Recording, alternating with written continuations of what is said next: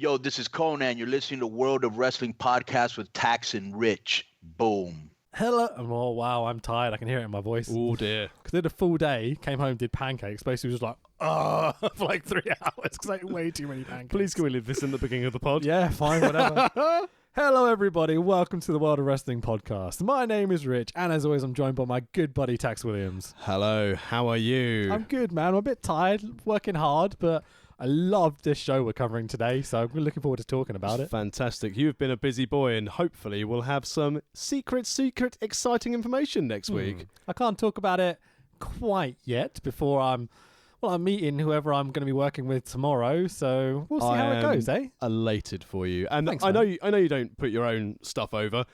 You are hands down one of the most talented and creative people I have ever met. And I'm so happy that you're getting the opportunity to do what you're doing. I find it so weird when you compliment me. I can't handle it. I'm very excited for what you're going to get to do. And I'm very excited for people to be able to see what you do. Because some of this project you're working on, which we've spoken about off pod, it sounds amazing. If you are a wrestling fan, you will not miss the stuff that Rich is potentially going to be working on. So just keep them peeled. Keep an eye on our Twitter feed, at World of Rest Pod, at Fanboy Rich, at the Tex Williams. We'll share everything out as soon as Rich is able to confirm it. Yeah, sure.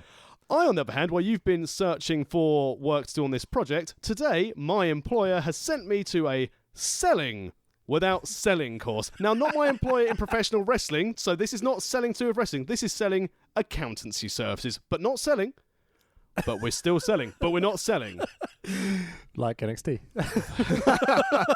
However, I'm going to go completely against everything I've just learned for the last 12 hours, and I'm going to go for a hard sell. Buy our t-shirt. It's at amazon.co.uk. £15 if you're a Prime user. You get the postage for free. Our CM Punk tribute t-shirt, essentially. Instead of the lightning bolt, we've got our microphone. It's cooler than his one. Buy our one. It's so much better. Lovely. Cheaper than the Young Bucks merch. Cheaper than Young Bucks merch and more exciting, and it's got more logical storytelling. However, you also need to buy the merch because I'm buying a new house. Yay! We're going to get Tax Williams t-shirts up on that Amazon stuff soon as well. Yeah. So definitely buy your Tax Williams t-shirts from there as well. I have to say that when we were recording last week's pod, you might have noticed a sudden edit in the middle. It's because I received a phone call telling me, someone's offered you 10 grand lower than the asking price for your house. Sure. And I basically said to the estate agent, no. And my Mrs. Tax Williams will not accept this. Mrs. Williams. Mrs. Tax Williams. Hearing her referred to as that, but yeah, that's all good. The next morning, I received a phone call and they said, the Tax Williams family. They decided to up their offer to the full asking price. Of course they did. That's exactly how they phrased it. And I said, I would delightfully accept that offer. Did they come out to no chairs? Well, actually, as they were doing it. Well, I thought this because ultimately my estate agent was the true heel in this business, because on Saturday lunchtime, the heel general manager came out and went, "It's over, Tax!" The buyer had pulled out of the people who are buying our house. What a joy. And that is the day before Mrs. Tax Williams' birthday, and she, for lack of a better term, was fucking livid! Jeez, man. That's However, our estate agent, shout out to estate agents are crooks. I must say, don't shout about. Rallied and got all our appointments back for the Saturday evening. Yeah. And whilst I was at a soft play party, soft play party one of two on Saturday, so I'm carrying many injuries. We sold our house again in the space of that afternoon. Excellent, man. We'd have the offer accepted on what can be described as a mansion. I know in storyline terms, Tax Williams has a fuck ton of money. Well, I tell you what, the mortgage I've taken out for the time being makes me look like I'm fucking loaded. However, I'm going to build it on bricks and mortar. And we could potentially in the future have a proper pod den. In our nerdy thing, we could have a Warhammer room. My garage is going to be a weight room. I don't know what Mrs. Tax Williams thinks about this, but tough shit, because I pay most of the mortgage. So you showed me the house and stuff. We could definitely make space for that. Hell yeah. Well, we've got the summer house already out there. That's how upper middle class I am. You thought me being on a cruise ship was bad without the coronavirus? Well, check it out. This guy's got a summer house, subject to contract. Jesus. I'm so happy for you, man. That's awesome. Yeah, but it also means really fast for you as well. It's insane. And the fact that our new buyer is now first-time buyer. So, and the people we're buying from said, we'll just move into rental. So that is literally the length of the chain. Perfect. If you are listening in France or Scotland or America, you've got different ways to buy houses, which I think is a much better than we have here in England. However, we are not here to talk about my housing and my palatial mansion. No more neighbours, motherfucker! We are here to talk about the third part of our Brian Pillman trilogy, WWF In Your House 17 Ground Zero from 1997, specifically the 7th of September 1997. Now, these In Your House events were essentially bought in by WWE to have something to essentially counter-program what WCW are doing, because they were doing a lot more frequent pay-per-views at this time. However, this is the first of the In Your House pay-per-views to be 3 hours. Oh, previously, was it? Okay, I didn't know that. They used to be 2 hours, and I think they're about $19.99. So basically $20. Yep. This was the first one when they upped it to the full 3 hours to be a competitive pay-per-view. Because when you first said, and In Your House, well, brilliant, 2 hour show to watch. When I went to look at it last night, I was like, oh no, I've misjudged this. I did a lot of work last night for my new project that I was getting stuff ready for. And I started to watch this at about 2 a.m. Jesus. I was like, I've got to watch it. I want to watch it. It's just I've squeezed way too much work into 3 days. Let's put it that way. Yeah, but so to set the scene, this is shortly after we have Steve Austin being out of action at the hands of Owen Hart with that reverse tombstone sit-out pile driver. Yeah, that broke his freaking neck.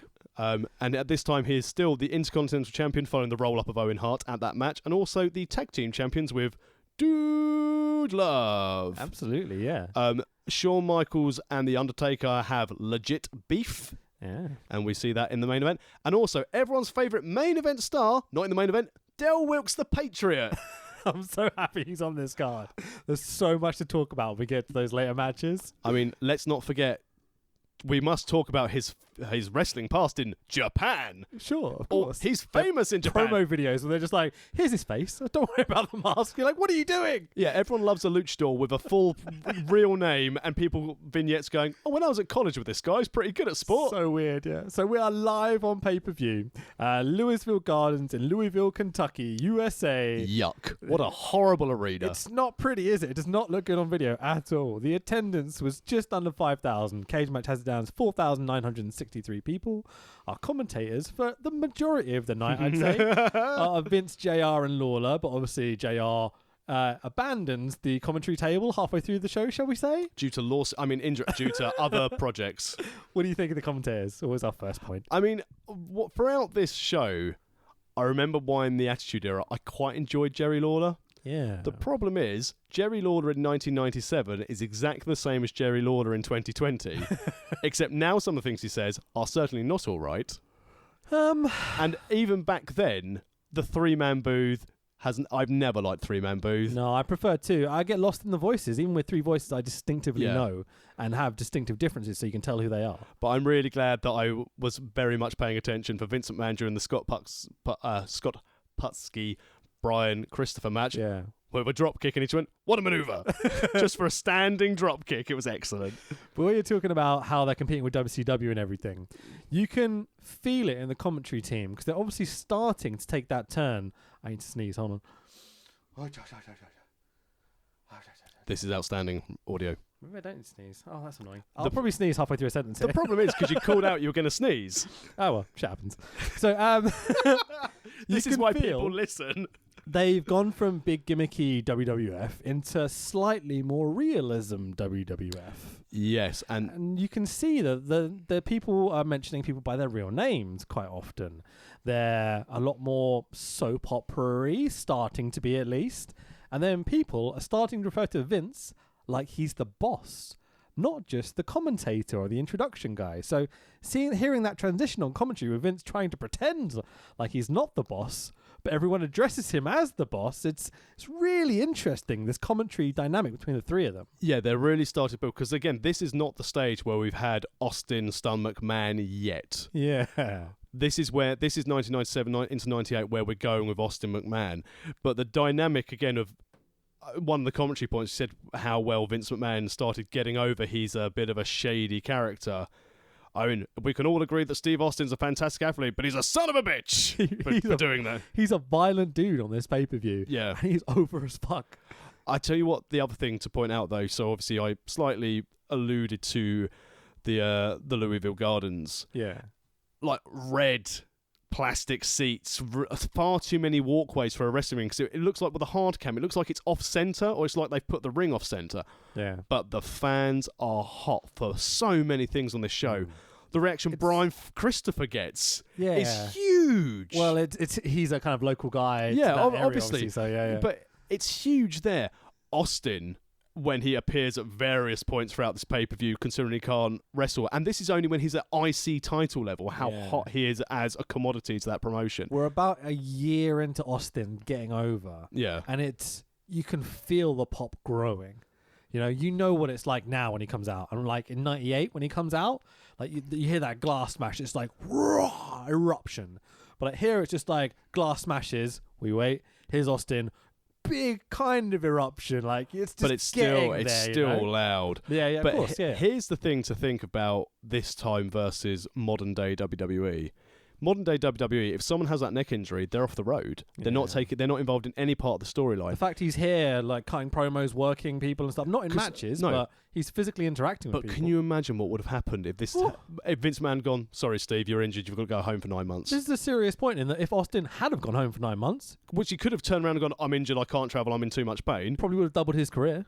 Yeah, but it would have also been the death of WWE. That's the problem, isn't it? Because they are in a fierce battle with WCW at this point. Yeah, and the ratings, because Nitro started at this time as well, they're starting to lose. So obviously, they've lost all of like Hall, Nash. Yeah.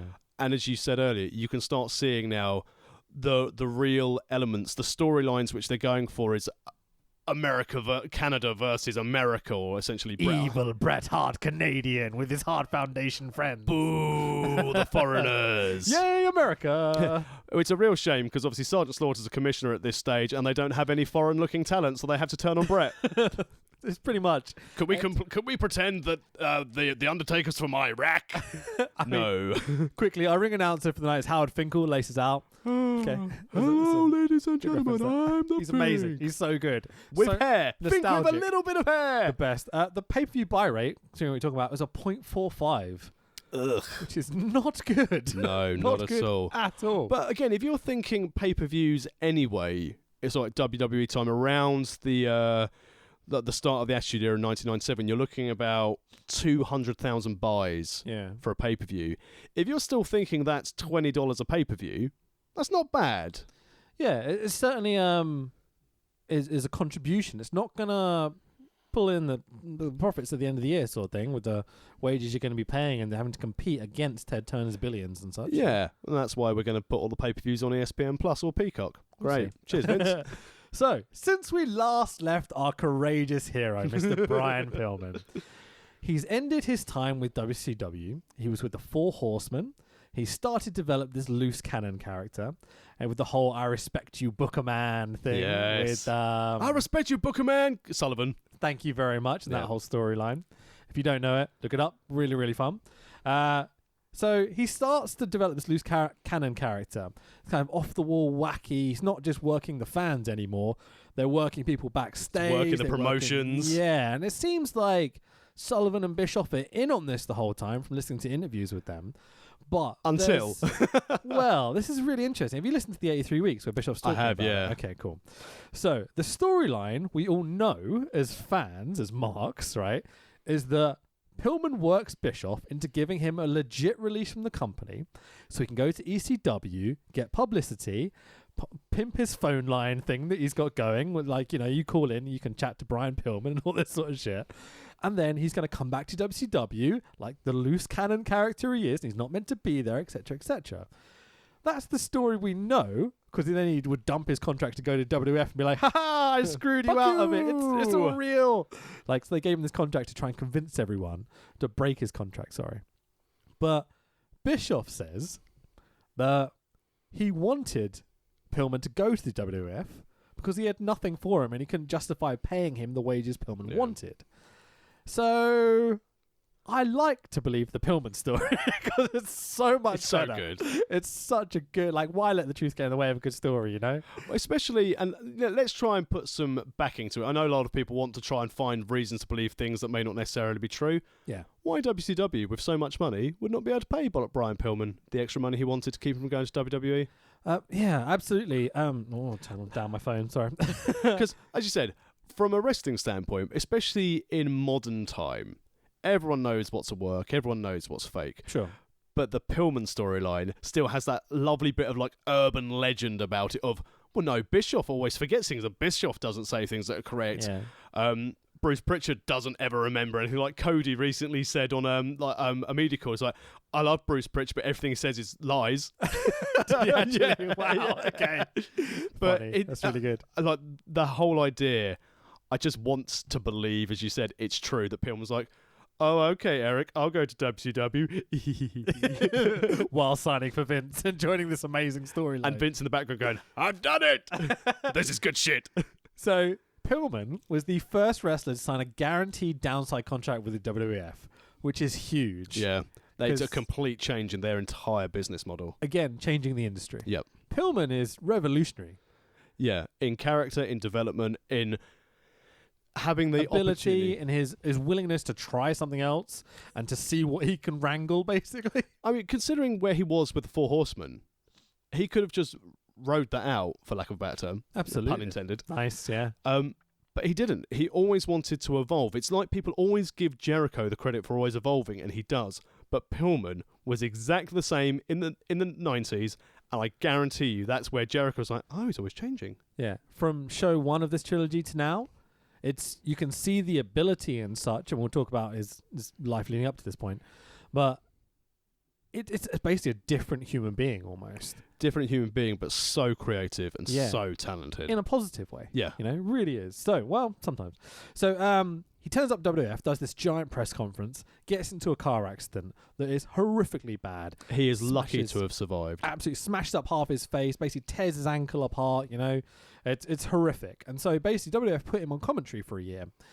He does Shotgun Saturday night, yeah. all this sort of stuff. And did you watch the clip I sent you? Do you know this? I didn't have time to watch it, no. Okay, so Brian Pillman is on commentary during a Road Dogg and Brooklyn Brawler match. Classic main event in Mania. I give it 5 stars in the Tokyo Dome. On Shotgun Saturday night. And a fan starts to harass Pillman. And this is how they transition him back into a wrestler. He drags this fan over the barrier and beats the shit out of him. The way they sell it with the crew coming down, the medics coming down, the commentary team jump off the table like, what are you doing, Brian? Like, it's obviously a plant. But the way he does it, it's amazing. He's literally got the guy on the floor and he's stabbing him in the forehead with a pen. Just going, ding, ding, ding, ding. It's fucking amazing. And again, that's again, we mentioned that's starting to cross the boundary into the reality. Yeah. Because it made it look so legit. And the internet wasn't overly hot then. You had all the hotlines. You might have a couple of web sheets. You know, Meltzer would have probably been on there, and PW Torch would have been on there as well. But still. So basically, Pillman from this point onwards goes on to buddy up with Austin. He then turns on Austin. That might be before that incident, actually. I can't remember before or after the crash, but basically this is the storyline. And so him and Austin are feuding, okay, which leads to the classic Gunny! Pillman's got a fucking gun. Which that's the episode title, obviously. My God, it's one of my favourite segments ever on Raw. The way they do it. The way, like, you know, Pritchard talks about it in his podcast, it seems like such a riot. The police were called. Even though they'd informed them, they still turned up to be like, what's this happening here? Gun I hear? You know, it's insane. They came all the way out from Cobb County, Georgia. They were going to serve hard times. So Pillman's a part of the Hart Foundation. They do this whole thing where he's like cutting this amazing promo where he's like praying for the recovery of Bret Hart after his injury.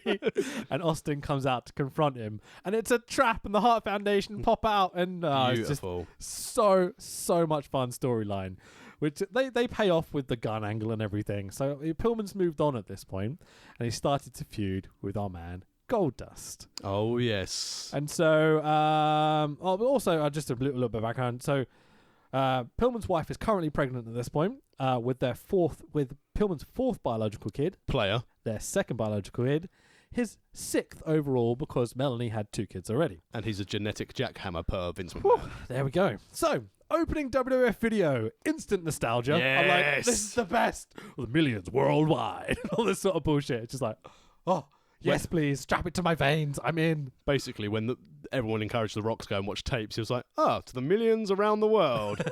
Brilliant. Yeah, Nailed it. Obviously, where he's picked it up from, you'd imagine. There was a bit where one of these Pillman promos I watched where he's just like, the millions and all you people. I was like, I thought he was going to say millions. I was like, you didn't, but yeah. So opening video package. Basically, it's Shawn Michaels, Hart, and Taker are involved. We can talk about that story when we get to it. HBK was the ref for the Bret Taker match, and the Smoz, blah, blah, blah, blah, blah. The fans are annoyed at HBK, who was a face leading into this, for helping Bret win the strap, even though he's an American and Bret's the evil Canadian. So little did those two know. So basically, we're building between Shawn and Taker. But Shawn's heel turn, which is happening. Taker's starting to be really over as a face. And this is going to be, for the first time ever, Undertaker and Shawn Michaels will face each other one-on-one and you're standing on ground zero. Hoo-yah! Talk about WCW bad grammar. That's not good either, but it is what it is. So immediately, WCW levels of pyro. Yep. It's fucking ace. I love this whole opening segment. 5th of November, straight away. It's like, bloody hell, this is too much. Hang on, no, only one of them was there. The old TV cameras can't keep up with the pyro. It's bleaching it out and stuff. It's so great. And the set. Let's talk about this set, right? Because this sets up for something later as well. Can you describe the set for me? So the wrestlers, you've got the aisleway down the center of the ring, heading back to the locker room. At the top of the ramp, to the center on the left-hand side, you essentially have a front room window of a house in the classic sort of white and pale baby blue sort of finishings on it. And to the right, you have a front door, which is also the entrance curtain. Oh, it's so good with the in-your-house classic. It's so much fun. You can imagine the concept is like, we're going to make them feel like we're in their house with them. How should we do this, Vince? What we're going to do is we're going to have their front room as the stage. What he should have really done. Got to specify one thing here, that there is also a front door in the middle of the stage as part of the house design. Yeah, it's the neighbour. There we go. Carry on. What they should have done is auctioned off the ability for people to watch the pay-per-view on a TV in the house, whilst in the house. Well, WCW were doing their, what was it? Like college parties, weren't they? You win a college party at the show, so you get like a balcony box and stuff. There's some hilarious footage of that. It's absolutely great. But also, quick... Was that WCW? It was WCW did that. Quick fun point as well from In Your House. The best thing in the hat tip from the Lucha House Party, where they had Lucha House Party and the In Your House logo still on their merch. Sure, yeah. It's the best thing Kalisto's ever done. That promo is the best thing he's ever done. Yep. I'm going to really lucha them. That's the one. House Party. Lucha is like, it's the best promo ever. Even though Lindsay Dorado's under his mask, he's like, what the fuck have I done? So Vince, Lawler, and JR welcome us to the show and set the scene for tonight. Still love the standing commentators as well. Really good. Beautiful. Do you notice behind them, like a security have to usher a kid away doing WCW signs and such, throwing up like the Wolf Pack and the Diamond Cutter and such. It's fucking great, man. Especially where the fans next to him were really buying into this case of this kid. We are in the South. This is WCW territory. So Vince's first line of the night. His last line of the end, introducing this first match between Brian Pillman and Goldust, as we've mentioned before. Vince says, "First up, ladies and gentlemen, Goldust against Marlena." Whoops. That's not what he meant to say. Hang on, you're not Mike Tenay. What's happening? Goldust against Marlena in the ring. You're like, hang on a tick, this is wrong. Let's take you back now and show you some of the events that led up to this most unusual indecent proposal match. Oh. So, one of the things I really love about this show is that almost every match gets like a little vignette before it explaining the storyline. And so you never feel lost. This happened, 23 years ago? Every single... Yeah, this is what I like about it, because again, we've said in previous pods that if you're new to the product and your mate's just gone, I'll buy the pay-per-view, you now have a reason why these people are fighting. Yeah, absolutely. Granted, the one with like the DOA, the Nation, and Los Boricuas, or the fight scene in Anchorman, pretty much. where they showed the same press slam onto Crush's motorbike 3 times on the same vignette. Yeah. a bit overkill, but this one was beautifully done for the time. Everything has a story. Yeah. Everything is explained enough that no matter how you're coming into watching it, you understand. This is 23 years ago, and I know all I need to know from just watching this 2-minute vignette at the beginning. It's brilliant. I can't wait to watch the Saudi show tomorrow when I'll know nothing and care about nothing. Their production is outstanding. I know we always go on about it, but WWF, whatever, at this time is so much better than WCW. Do you know this time that David Sahadi was still doing video stuff for WWF, WWE at this time? Nice. Because I think it was, because he's the one who did all the video packages. Are you asking me? Yeah, because I don't know. I know who's around at this time doing a lot of their video work and all the promo packages. I think he was responsible as well for the really popular My Sacrifice one as well. I think he was to do it, and also the Kid Rock one. Yeah, sure, I know. But also like the pre-hype vignettes, the match vignettes were all, I think, David Sahadi doing them. Him and the team they have, the rate they pump stuff out is incredible. Yeah. When they used to do the slow-mo packages at the end of WrestleManias and things. I could never, especially it's right, we've gone off. Right, you need that belt shot. We've got 30 seconds to go. Get in. Yeah. Belt at the end. Watch any of those My Sacrifice videos that were done after the day someone died. And you're just like, how did you get that emotion in less than 12 hours? I think they probably got people on high risks. Just label them up. Yeah. Ready to go. For example, they've got the Ric Flair one ready. It's like, how many times are you going to avoid death? Yeah, sure. So Michael Cole's doing our voiceovers. Boo.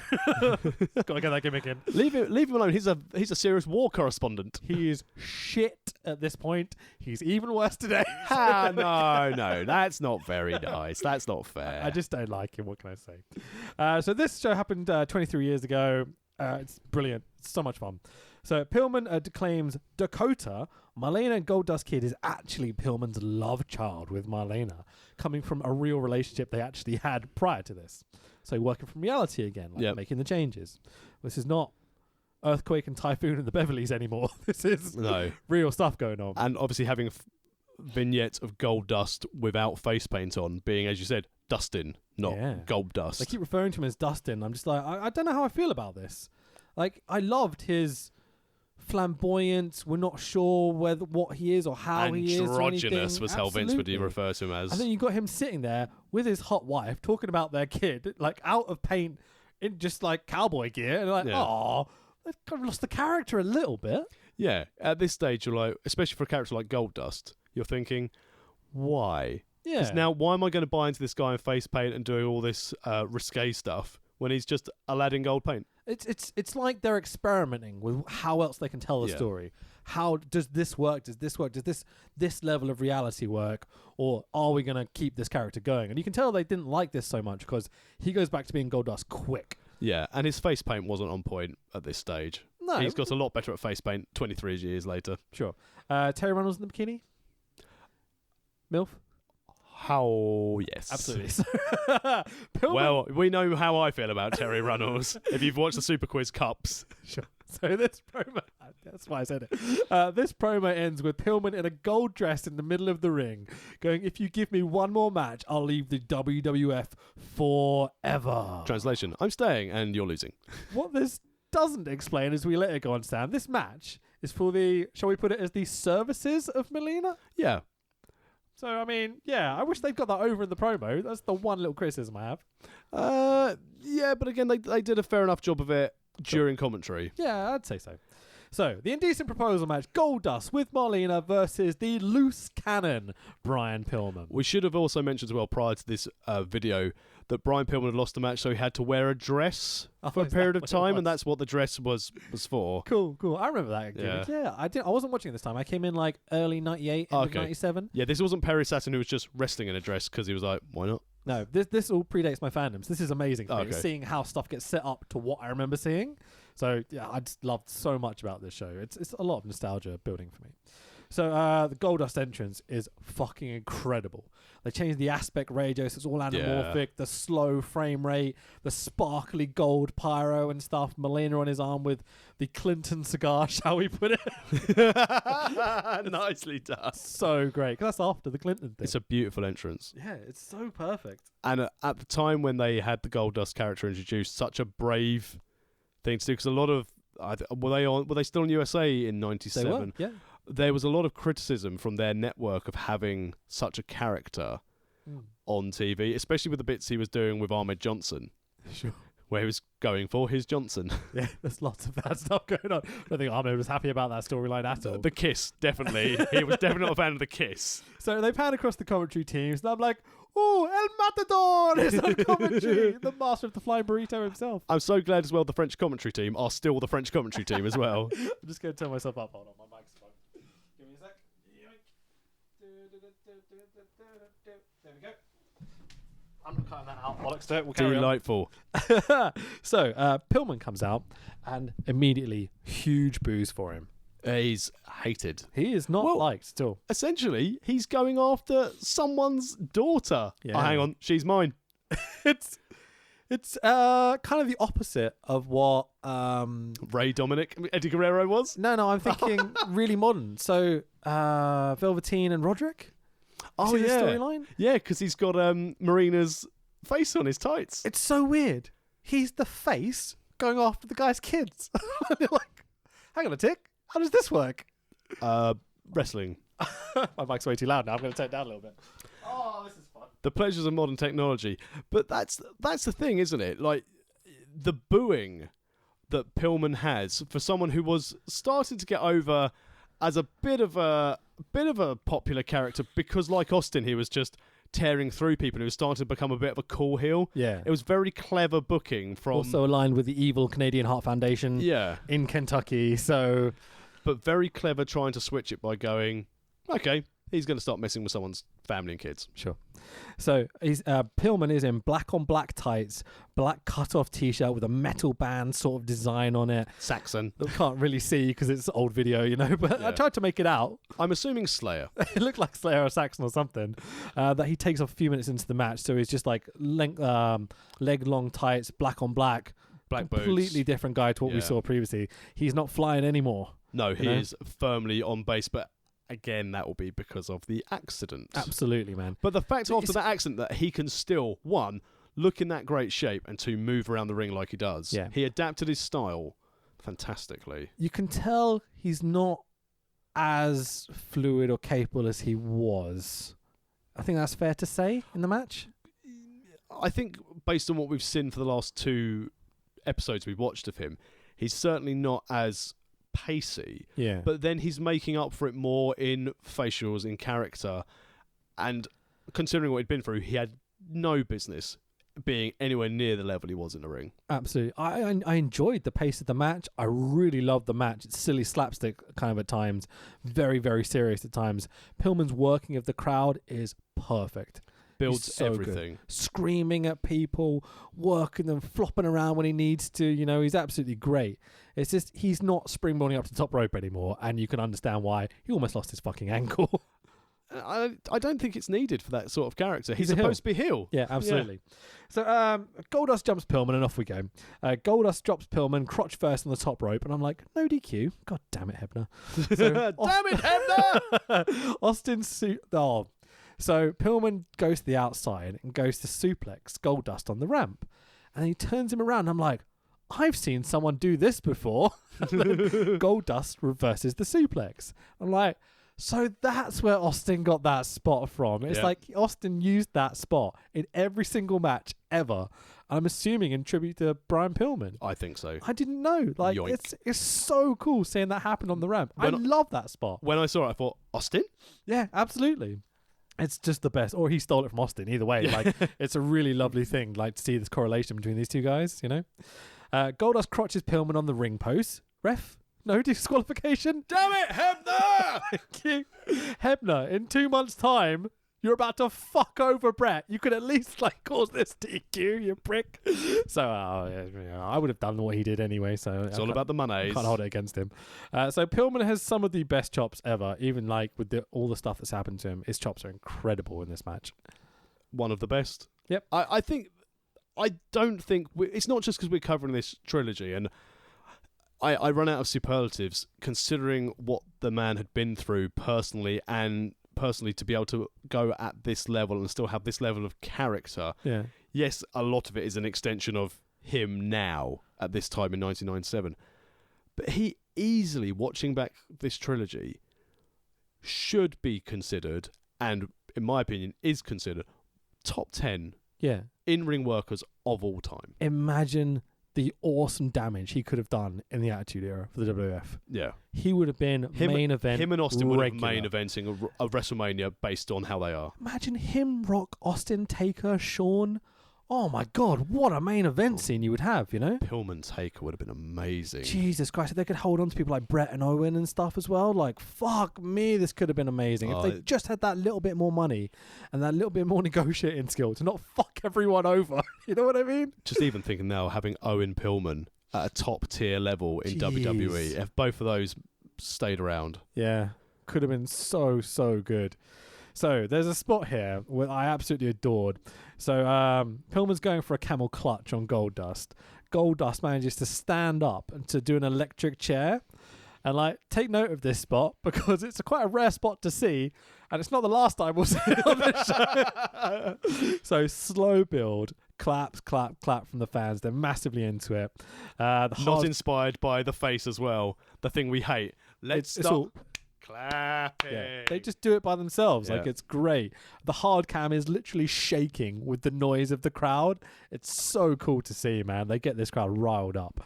Pillman up top. Goldust crotches Pillman again, focusing on the story. Damn it, Hebner! But that focus on, like, you said you fucked my wife, I'm going to take out your dick. It's a great story. Mr. Yamaguchi-san was kicking around as well. It's so fucking perfect.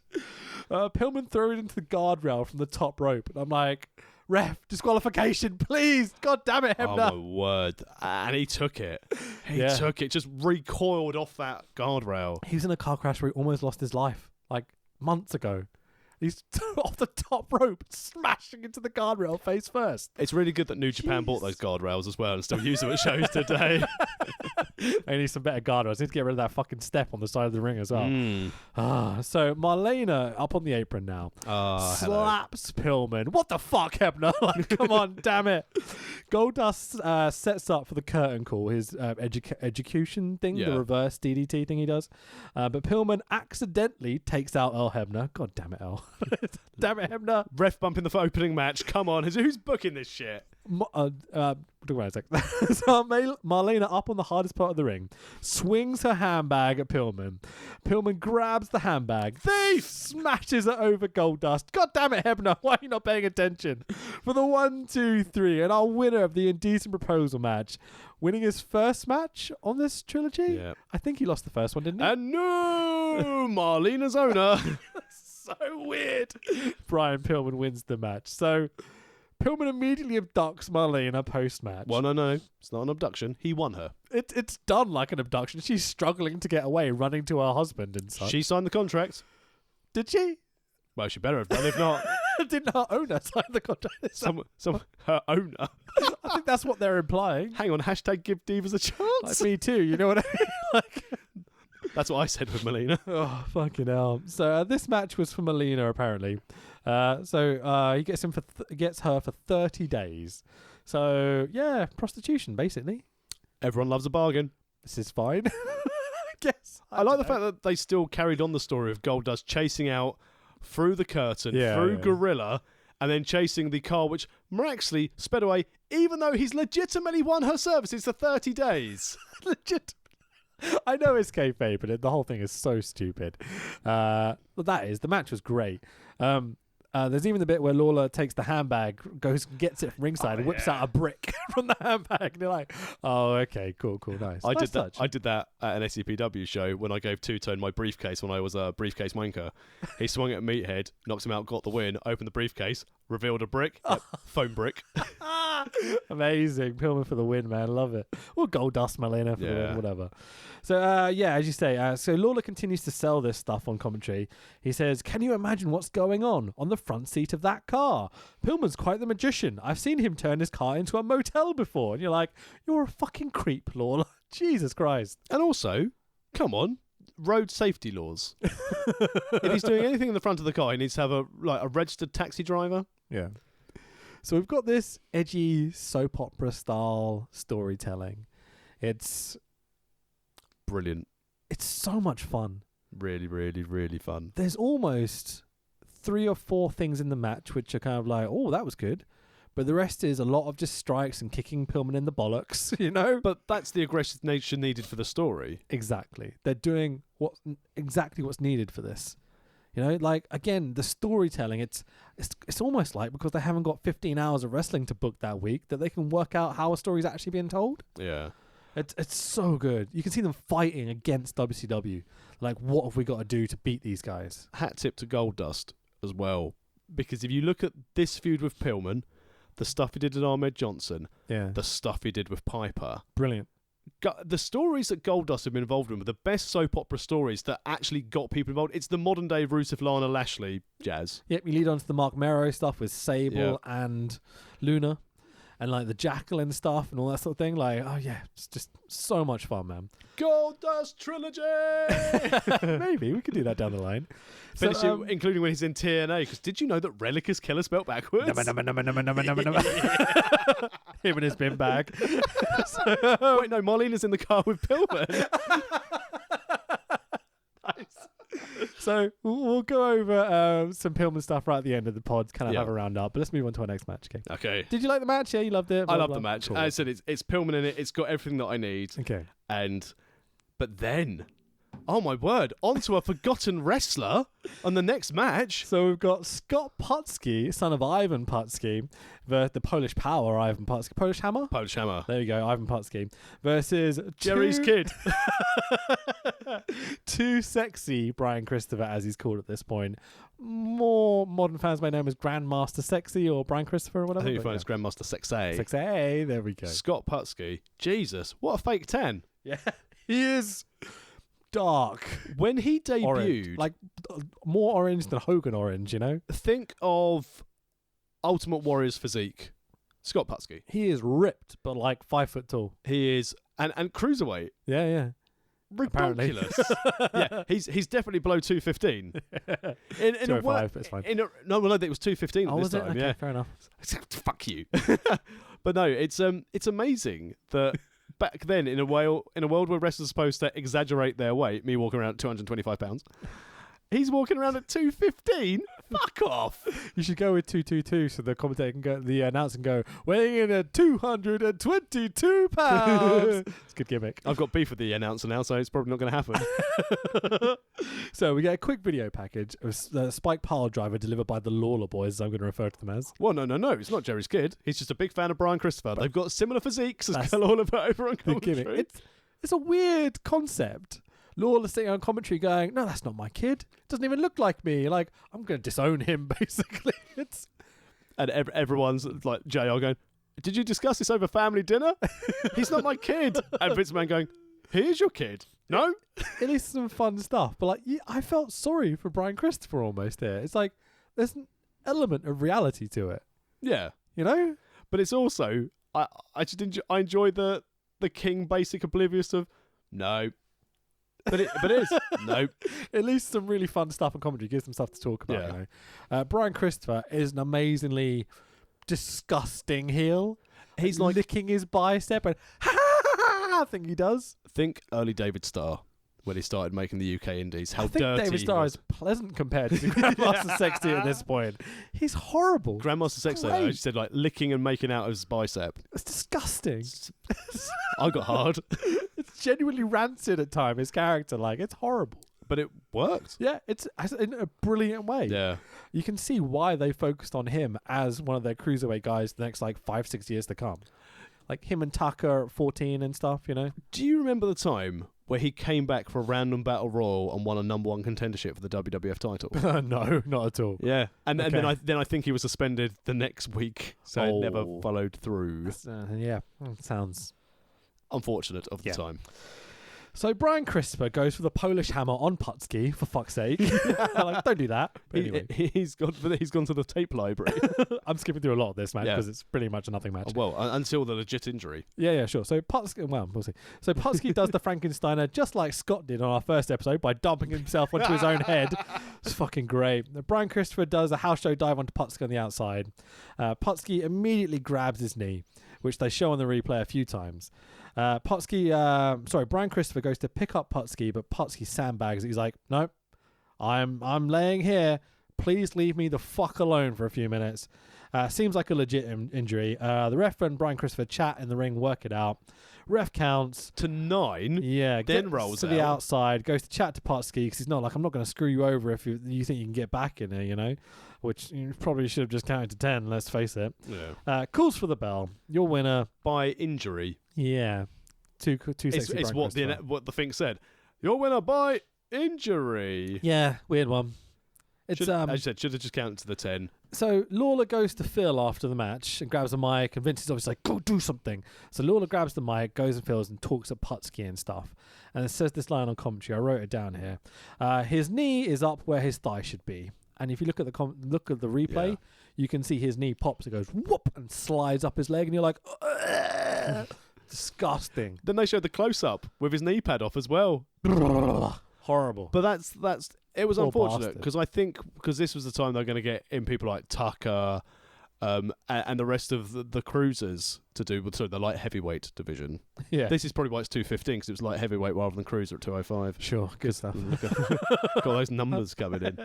But yeah, he could have been quite good. He had a decent name in the business to help him. Yeah. But after this, he left WWE shortly after this injury. Yeah. Appeared in WCW for a couple of shots, and again, same thing. Just left a couple of times later. I think he re-emerged in 2013 for a couple of indie shots, and that was about it. I was really enjoying the match. Really solid face heel. It's funny that the fans kind of boo Putski at the beginning of the match because he's not their local boy. But they get the crowd on board. There's some fun spots. You know, it's good cruiserweight action. You know, sorry, light heavyweight. It's cruiser action that I enjoyed because there's a story in the ring. It's not just high-flying, flippy shit for no reason. Yeah. But be careful of those house show dives. Yeah, sure, man. You've got to say, Putski should have stepped forward into it. Yeah. Brian Christopher shouldn't have thrown his back at Putski because when he did the house show dive, he sort of tried to do, you know, sometimes how Jeff Hardy or Matt Hardy does the little like spinny jump over the top rather than do house show dive. I think he was trying to reach Putski because he was over by the guardrail and not underneath. You know what I mean? So I don't think anyone's to blame here. Really, it's unfortunate, but they yeah, Putski's fault. You're right. There we go. So I would like to have seen more of these two. It's a shame. So Vince says this line. Let's have a look at some faction action. And I'm like, fuck off, Vince. Insider terms. Yes. Faction action. Faction action. Oh, that's very 70s carny bullshit sort of levels of, here's a promo, faction action, and bash at the beach, you know, in my Hawaiian shirt presenting bollocks or whatever. Translation, ladies and gentlemen, match number 3 after the vignette. Race Wars. It's time for our Race War triple threat match of the night of Savio Vega versus Crush versus Farouk. Again, we get another good video package that explains what's going on. Well, does it? It's more like, someone's bought an early version of GTA and now they've decided what Yard Wars are. I basically got this. What I got from this video package was it's white supremacist bikers versus Black Panthers versus Los Boricuas, who are from Puerto Rico. Thank you very much. So we get a match graphic before this match that tells it's a triple threat between the Undertaker, Farouk, and Savio Vega. Not Biker Taker yet. All 3 men get to be in the ring, but the first 4 wins. I like the match graphic. It's because they've adopted the triple threat rules more often now. This is rarely seen before, this wasn't it? It was really ECW doing their three-way dances that led to this. So to have a little explanation up, it's great. Like I like this. I think it's sensible. Good. Yeah. Anyway, so Crush's fake transfer tattoo on his forehead. We should. So again, the video package. So it's Los Boricuas, which is Savio Vega and Los Boricuas. Yep. The Nation, which at this stage was Farouk, The Rock, D'Lo, and Kummer. Yeah, did I not say this? Okay. Oh, sorry. I don't think I did. And the Disciples of Apocalypse, which was Crush, Chains, and 2 racists. Yep. 2 literally guys have SS tattoos on their arms. Yep. Cheers, the Harris brothers. Apparently they're not anymore and regret the tattoos and all that sort of stuff. Get it covered up then. Get it covered up. That's exactly what I was thinking. Yeah, the whole time when I remember seeing this for the first time being like, oh, wow, you're douchebags. Yeah. Hello, welcome to the world of Polynesian tattoos. Well, just have the whole thing covered over black. Fucking A, man. So, immediately Crush comes out and has this shitty tattoo thing on his face. I'm like, oh, that's not going to last. Riding a motorbike! Absolutely. Cool. Good fun to the ring. I'm one of 4 different people who ride motorbikes to the ring in WWE can you name all 4? So obviously Crush. So Crush and the DOA. DOA, they count as one. Yep. Okay, so Biker Taker. Yep. LOD. Yep. Ride a bike to the ring. Yep. It depends what you classify as a bike. Motorbike. Oh, I was going to go. Not an ATV. No. Motorbike to the ring. Who's the last one? No, lost me. Chuck Palumbo after the split with Billy and Chuck. Oh, he did a biker gimmick, didn't he? Yeah. I remember that. Oh, God. I got close. I got 3. Chuck Palumbo also did a show on the Discovery Channel about doing up cars. It was like Pimp My Ride, but it's Chuck Palumbo running a car garage.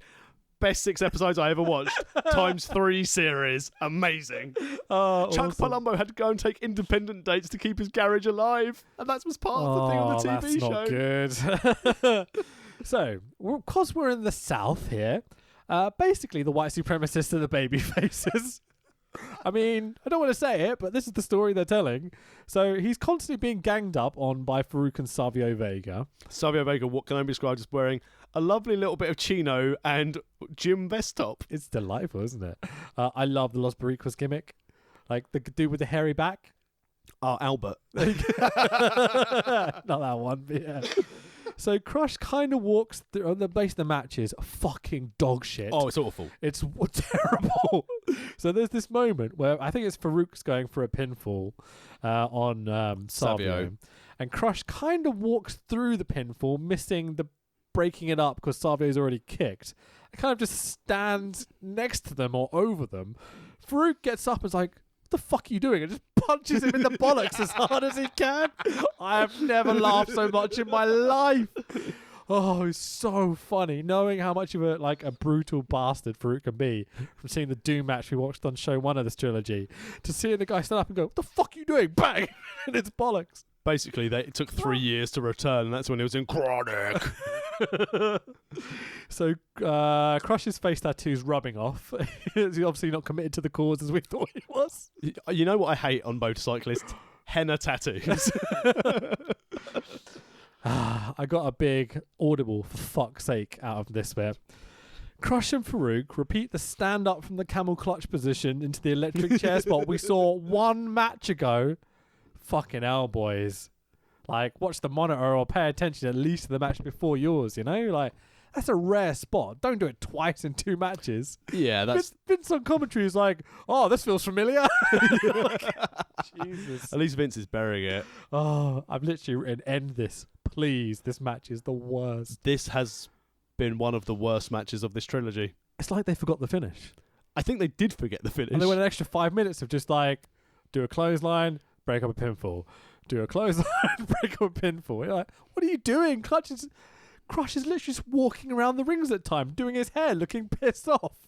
Do you think, trying to bring a sensible topic of conversation to this match, because the in-ring action certainly didn't. Okay. Do you think had The Rock not joined the Nation, Farouk would have been a WWE champion? With how hot the Nation were as heels.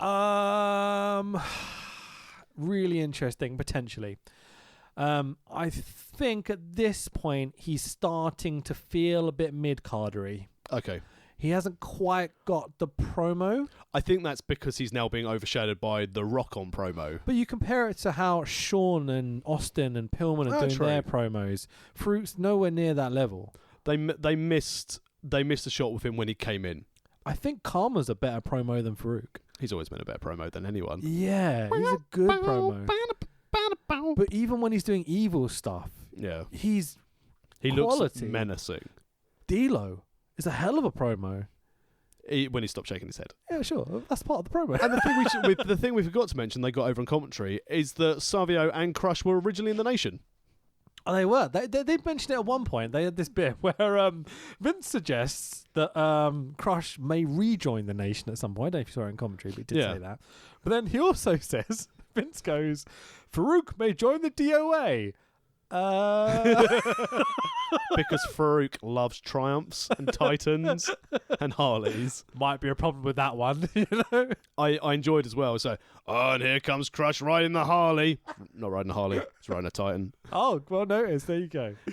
So, Crush does a heart punch to Farouk out of literally fucking nowhere. I love the heart punch, but this spot has no build, no context whatsoever. They've run over 5 minutes. It's like, forget the match, and Farouk's gone, if I can kill him, maybe we could just go home.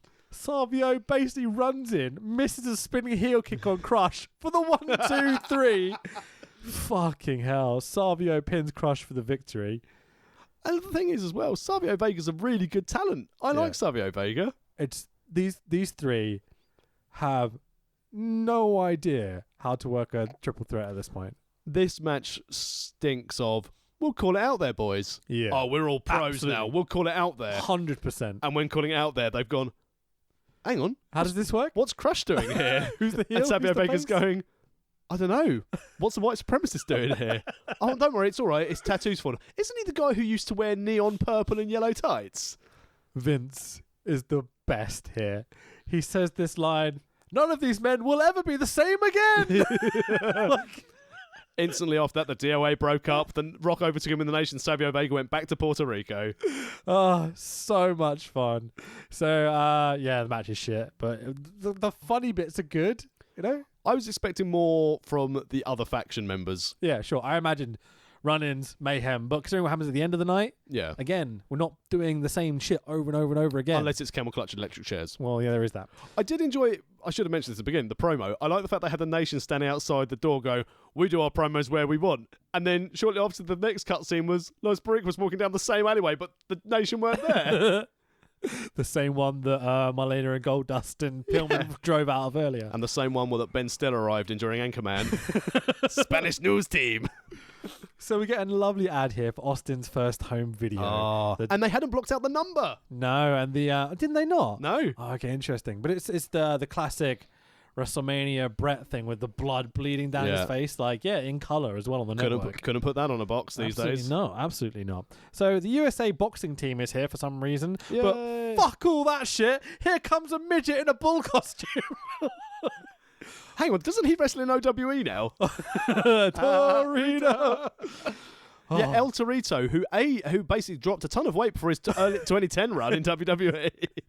He's reversed age 20 years, apparently. He's this guy basically is El Torito. He's Benjamin Buttoned himself. It can't be the same El Torito. It is not the same El Torito. Let He's me a do bit quick wider, look. this guy. This guy has El Torito with guacamole. Okay. Right. This El Torito, is sadly no longer with us. Oh, it's a shame because he's away in January outstanding in this 2003. match. He's a Mexican mini, and he goes by the ring names. He was Centiliter. Okay. I bet his tag team partner was Meter or something like that. he was also Mini Vader. Oh, really? Yeah. Awesome. I remember that. Mini Vader and Mongrel, El Torito, and Pandita Chiquita. Oh, brilliant, man. This match is fucking awesome. He bought in, El Torito bought into his bull character with the sniff, the twitch. Torito comes to the ring, charges at me and Gene, and I'm like, consider me in. I am totally in for this match. Weighing 83 pounds, Torito's opponent for the night is Max Mini. It's really good that they did a Max Moon spin-off. Is that what it is? For the tiniest Power Ranger in all the land. So, JR says this brilliant line. Max Mini, the world's smallest athlete, comparing, preparing for his big show days or whatever. I've literally just written 5-star match at the top of this. Right, so, and Max Mini also wrestled as Baby Rabbit. Okay. Because I remember him from the mini matches in the later, 98 stuff. Yes, because he wrestled as Mini Rey Mysterio Jr. when they had the minis around there. Nice. He also wrestled and Max Mini, because I remember this character. Yeah, he was Max like the Mini, star. Mini Dragon, and Mascarito Sangrada Jr. Oh, that's a serious, Yeah, and Suki, Tzuki. Cool, awesome. So, just to say, right, solid heel face, crazy spots. The crowd are massively into it. There's bum biting, brutal stiff strikes, World of Sport style wrist lock spots.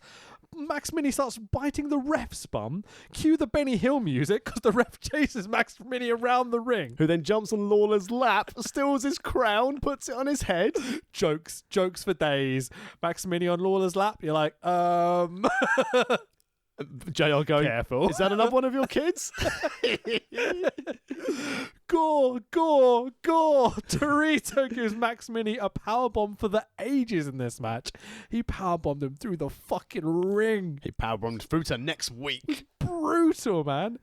This is basically how NXT matches are now, but with a good heel face dynamic.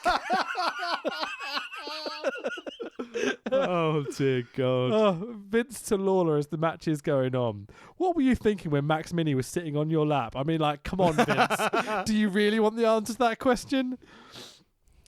Max Mini pulls out a fucking acai moonsault from the second rope to the outside of the ring. Holy shit, this is awesome. Victory roll off the top into like a powerbomb sort of combination. No sold again for the second show in a row, you bastards. Or third show, whatever. Stalling sunset flip by Max Mini. Holds on to El Torito for the 1, 2, 3. Winner is Max Mini. The right one went over. We need a face win. I forgot how good these two were. This is the most fun I've had watching a wrestling match in a long time. And this isn't considering one of my previous employers run with the Dwarfenators. No. This is very good mini wrestling. This is legit lucha, super high flying. They work some incredible technical spots, comedy stuff thrown in for good measure. They sold, for fuck's sake. You know? It's like, it's great. The powerbomb and how Max Mini was like, I'm dead. Yeah, the interaction with Lawler and stuff and everything else, like the spots they threw into this was, I just can't rave on about how good this was enough. And they were given a fair amount of time. I wrote down the time. It was at least 10. For this. I think it was more like 15 though. Yeah, 9:21 bell to bell. There you go. But with entrances and all the shenanigans. Yeah, absolutely. So JR doing a Max Mini impression, which is the weirdest thing ever on commentary, goes, I want to wear your... This is excellent. Do it again. He's trying to say, I want to wear your crown, king. Yeah. But what he actually says is, I want to wear your king. And I'm like, I'm pretty sure Lawler wants it the other way around. That's pretty wrong to say, but yeah, fuck it, who cares? So, yeah, I can't say enough good things about this match. I adored so much about it. I can't remember when the minis came in, the minis left WWF, but seeing this match here, just as something to break up a show, high flying, high octane, fun, slapstick, but also good wrestling. I mean, Torito working the crowd as the heel. He's brilliant at it. One of the better heels on the card. Yeah, he's constantly winding them up, teasing them, like slapping his ass and goring the referee when he wants to. Yeah, the twitch as he's like sniffs the rope and just hits his head against it as well. It's Monty Brown-esque in terms of like his character. And he hit a bounce. If only. Can you imagine Max Mini, whee, like flying across the ring? Keith Lee style, send him into the audience. Cool. I want more of these Sito wrestlers. Do you think we could find a Sito show purely just to cover? Do you reckon that would be? There's lots of lucha shows that have Sito wrestlers on them. Because it's mainly like CMLL that these guys work for AAA and CMLL. I think they work for pretty much everyone, you know? They're around, definitely. I was thinking we should maybe do an indie lucha show at some point. We've never done an indie Mexican show. I don't even know what's out there. Apparently there's thousands of promotions. Of course there is. But, oh yeah, of course. It's a very Mexican tradition, obviously. But how the video production is or how available they are is another question, but we'll see. If you know of any independent Mexican wrestling promotions or any videos of it or know where you can find them, let us know at World of Wrest Pod on Twitter or World of Wrestling Podcast on Facebook. That's the one. So, we cut to a video package now of Owen breaking Austin's neck with the sit-out tombstone power driver video package. Yuck. Disgusting. Filth. That finish where Owen's like, roll me up, and Austin's like, I can't move. It's Owen's work is incredible. Steve Austin rolling him up was still better than anything in the Farouk Crush Savio Vega match. Fucking A. So Sergeant Slaughter now reading a legal statement saying Austin isn't allowed to wrestle, but Austin's a tough son of a gun and is going to try and wrestle no matter what. Because they're trying to keep him over, but yeah, I'm just like, no shit, he broke his fucking neck. Of course he shouldn't be wrestling. I mean, in fairness, Kurt Angle won a gold medal with it, so what's Austin moaning about? Broken freaking neck, man. So, Sarge and JR in the ring now. They've got to strip the tag titles off the current champions, who are an injured Steve Austin and Dude Love, who we put over at the beginning of the show. Yeah. Who's in his hippie gear, but with black sweats and trainers, because it's Mick Foley. Yeah. And leading up to this, they said that Dude Love could continue to defend the tag titles by himself. But he can't because How does he refer to it? Is Austin's his workhorse? Austin's his workhorse. Is the horse he got on the back of that rode him to victory or something? Yeah. So he said he couldn't defend them without him, so it's the right thing to do. Ba-bam, ba-bam, ba-bam. Foley has one last line as he gives up the tag belt, which bang, bang! genuinely popped for, right? He goes, with a heavy heart and a pained pancreas, laughs to himself and then hands it over. Like, Mick just getting himself over here, popping someone in the back probably. I enjoyed it. It was fucking great. So here's Austin, who is OVER over.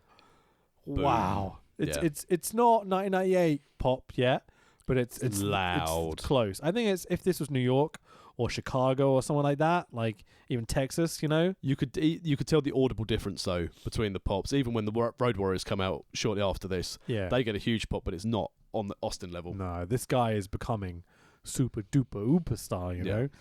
So Austin tells JR to blow it out his ass and flipping JR off immediately. This aggressive Austin is the best. Where the crowd cheer the beautiful babyface announcer getting shit. Absolutely, man. Austin throws his tag strap at Sarge's feet and continues to cut an outstandingly aggressive promo. JR wishes Austin a good recovery. Stunner to JR! You missed the line where he told Fat Boy to go down and give him 20 if he wanted the tag belt to Sarge as well. So good. Vince goes mad on commentary. I'm like, did the modern day writers not ever watch this stuff? Because it is perfect character building. Yeah. Like, come on, guys, pay attention. I think I want everyone to realise that, yes, WWE have a lot more content to film now. So they've got, 11 segments to fill on a 2-hour Raw originally, versus what they've now got with 3 hours Raw, 2 hours SmackDown, NXT, 205 Live, blah, blah, blah, blah, blah. The one thing that does seem to be happening in terms of where you're going with this, I think, is that they are hiring more guys who are in wrestling to come and do it. Yes, though they've got better producers, but they still don't have the writers. They've got better match producers to make things link. But on WWE TV through the podcast I listen to, because I have not watched it, because I don't care for the product right now, I will still watch the pay-per-views. Cool. For the last 4 weeks, it's been watered down version of Straight Edge Society with Seth Rollins as Jesus, feuding with Kevin Owens and the Viking Raiders, and now not Joe because he's didn't want to go to Saudi, so he took some drugs. Puff, puff, puff, the marijuana gives, man. Don't get wellness violation for marijuana, though. Just get fined. Oh, fair enough. Joe, I think, is notorious pothead. That's why Matt Riddle has no money. But it's still in work. But if he doesn't have a medical card, wrong state, it could be an issue, but, you know, it's complicated. Yeah. Anyway, but what I don't want to suggest anything, you know what I mean? But what I just did. what I was getting at is that people need to understand that if they always go, I want a slow build, I want to do it. Yeah. Let things build and don't shit on it. I know in this modern time where we want instant gratification, as long as the story is progressing each week and isn't just a repetition of the prior week, people will wait for the payoff. Like they're doing with Orton and Edge every week. Sure. I'm not going to tell you why I did it. People are starting to turn a little bit. Just fucking tell us what you've done.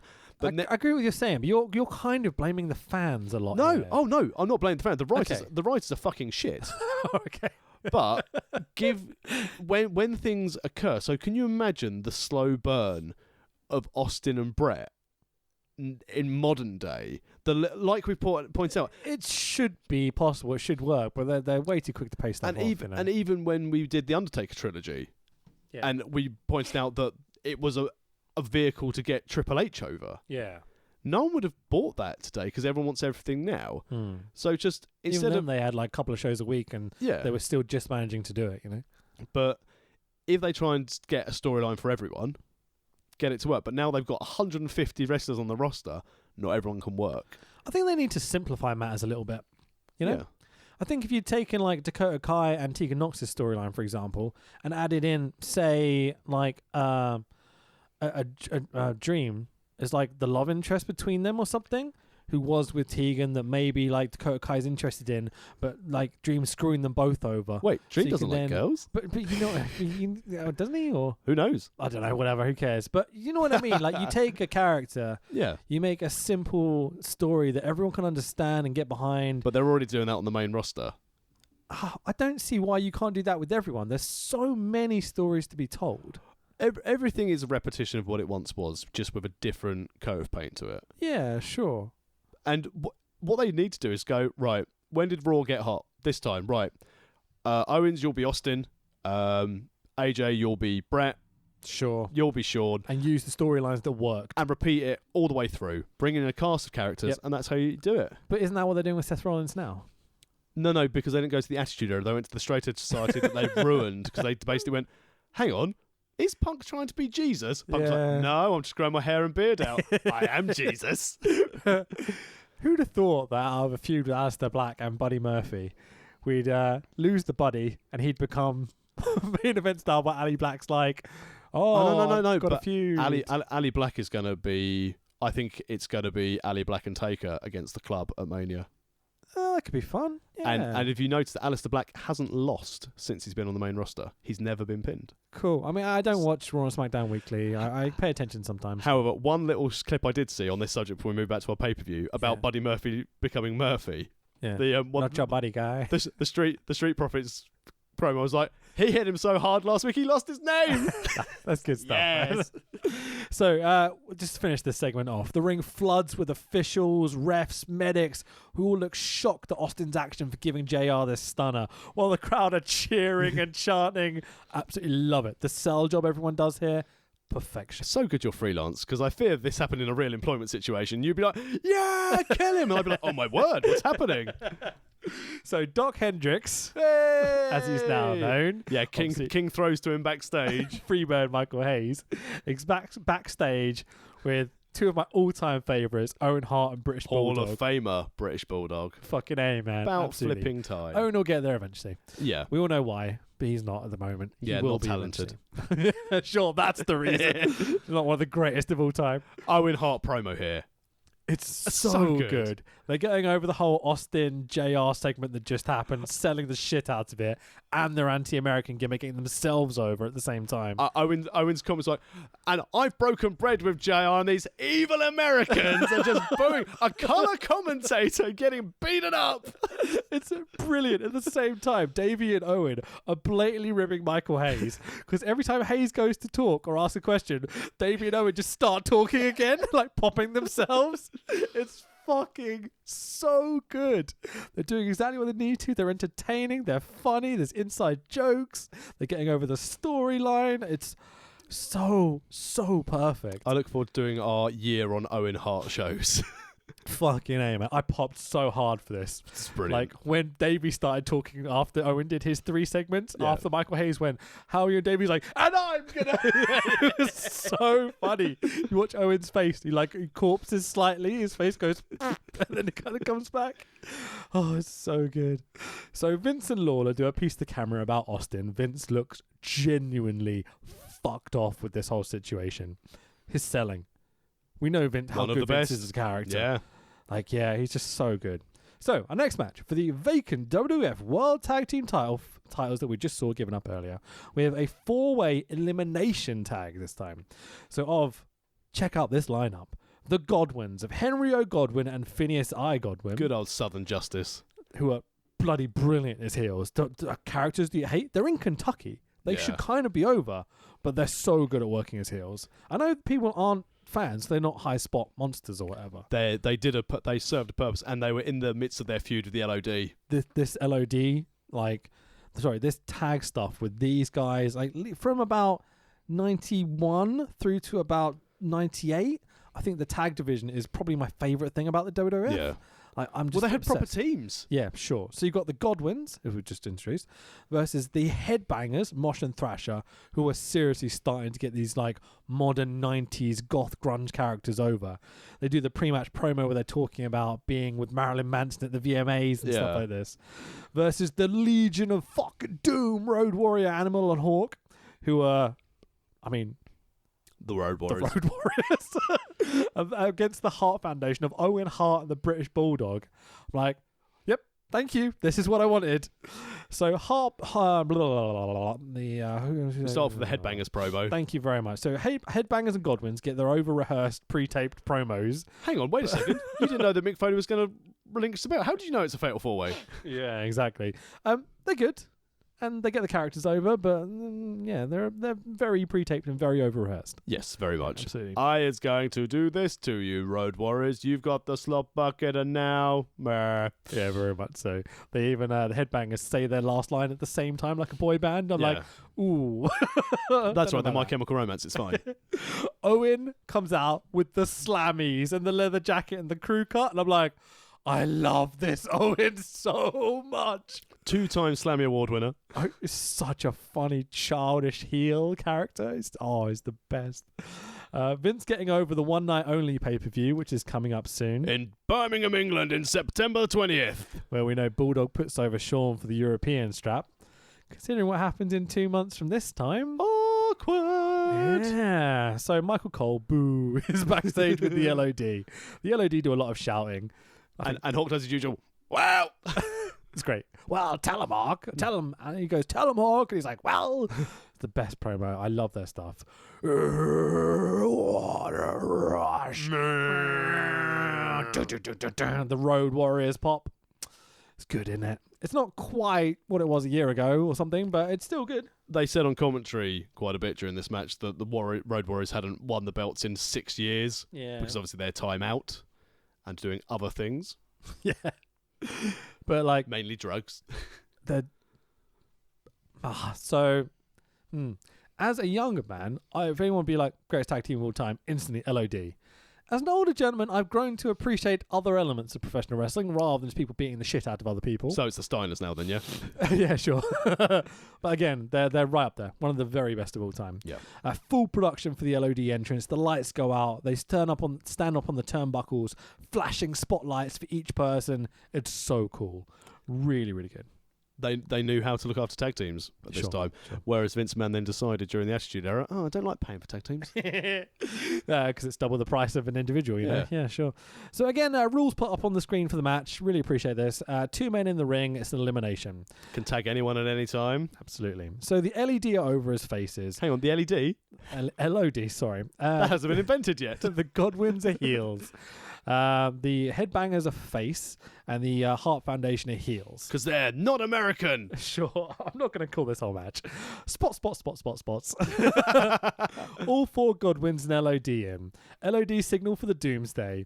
Heart Foundation with the distraction. Godwins go to grab the empty slot buckets this time. The LOD grab the buckets off of the Godwins and smash them about with the slot buckets. The ref spots it because the LOD aren't going to take a pinfall. They get eliminated via disqualification. Boo. Of course. I love that the LED won't even take a pinfall in 97. Consistency. Yeah, absolutely. They've never won the titles because they don't finish a match.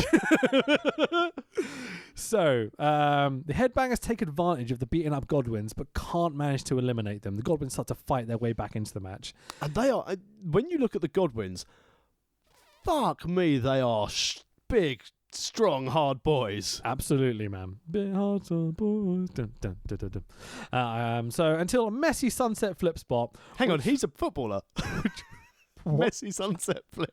Sorry, that's awful. That's one of the worst tricks you've ever thrown in. I think you got the word for shit-ass words as wrong. A schmozzy sunset flip spot, which was... Hang on, he doesn't pay for... Which we just saw in the last match. God damn it, Hebner. Damn it, Hebner! The Headbangers eliminate the Godwins finally. Kind of out of nowhere. Like, you would have thought they'd do it after the last spot, but like, well, whatever. Owen jumps in and immediately goes to work on Thrasher. Either the Headbangers or the Heart Foundation will be the new tag team champions Thrasher tonight. and Beaver Cleavage. Yeah, that was a weird gimmick, wasn't it? Loved it. Spots. Bulldog and Thrasher botch a spot, both men down. Malfunction at the junction as Owen accidentally knocks Bulldog to the outside.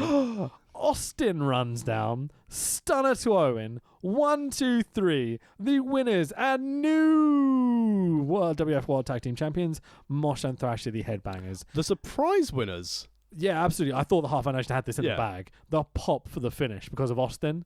It's huge. It's the most over the Headbangers have been. It really is. Since Chaz and D'Lo. This has to be their first win for the straps, isn't it? Yeah. They celebrate it in the crowd like happy goth kids. You know, it's nice to see. This was before they started wearing cones on their chests. The big furry cones and the big furry boot I warmers. always liked the gimmick.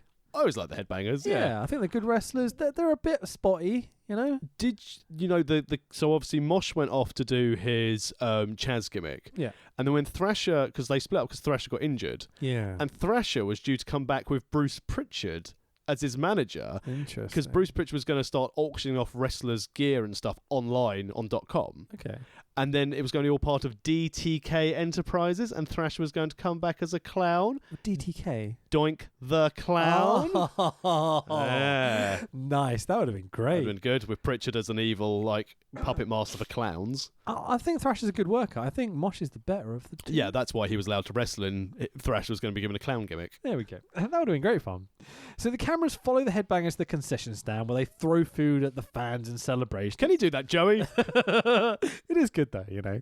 I was thinking the whole way through that, like, this is a riot. There's no security around or anything. If there's a pro wrestler swinging that tag belt around, not really paying attention, and there's a whole crowd of people, the temptation to be like, yoink, just leg it. My God, I love these tag belts at this time. I hate it when people steal championships. Not titles, not belts. It's a belt. So JR bitching and moaning to Sarge backstage about what happened earlier. You're gonna have to tell Vince McMahon, I haven't come here to get beat up. Yeah, he literally says, "Tell Vince if this happens again." Oh right, that's the one. So he says to Sarge, "Tell Vince if this happens again, if this shit happens again," and they bleep out the shit. I wonder whether that was bleeped live. I wonder, because I think it's pre-taped again. Because there's a few segments where they have bleeping bits out. Yeah. I don't think all of them are pre-tapes though, but they've still got their 5-second delay button on their live broadcast. But it's specifically that one word. It's not like they've just bleeped that whole bit like they usually would. So that gives away the element of live a little bit, you know? I don't know how I felt about that, but whatever, we'll see. And was this about to be the Dr. Death introduction as well, where JR got poorly, went off with Bell's palsy, and came back and set up his own commentary booth with Dr. Death? Was this the start of the heel turn of JR? When did Brawl for All happen? It was the end of 98? Yeah. No, it wasn't. It was 99. Oh, it was 98. Yeah, so think it might about who was around so, still. We've still got the Smoking Gun guys around and stuff like that. So Savio, because it went to WrestleMania 15, which would have been 98, yeah. So but there's a lot of people in that tournament. No, it would have been the tail end of this year, because it was WrestleMania 15, wasn't it? They had Brawl for All final? So then it would have been... So it would have been the end of 98, yeah. So, no, it was, because it was in April 98, WrestleMania 15. Yeah. No. 99 is 15. Yeah, sorry. Because 14 is 98 because that's the year I got into it. So it's course. And obviously, forgetting to me, forgetting that the year 2000 was WrestleMania 2000, which was 16. Careless. It's fine. So the bit here about this JR promo where he's saying, "Tell Vince if this happens again, if this shit happens again, my ass isn't going to be around here anymore." He's not saying Jack Tunney. Yeah. He's not saying, "Oh, Commissioner Slaughter, if this happens again." Or he's Gorilla saying, Monsoon. "Tell Vince." Yeah. Like, again, this whole beginning of this reality storytelling stuff. Really nice little touches, little subtleties. I think, from what I've listened to, we can credit a certain Mr. Vince Russo for this change. Well, he should be credited for something.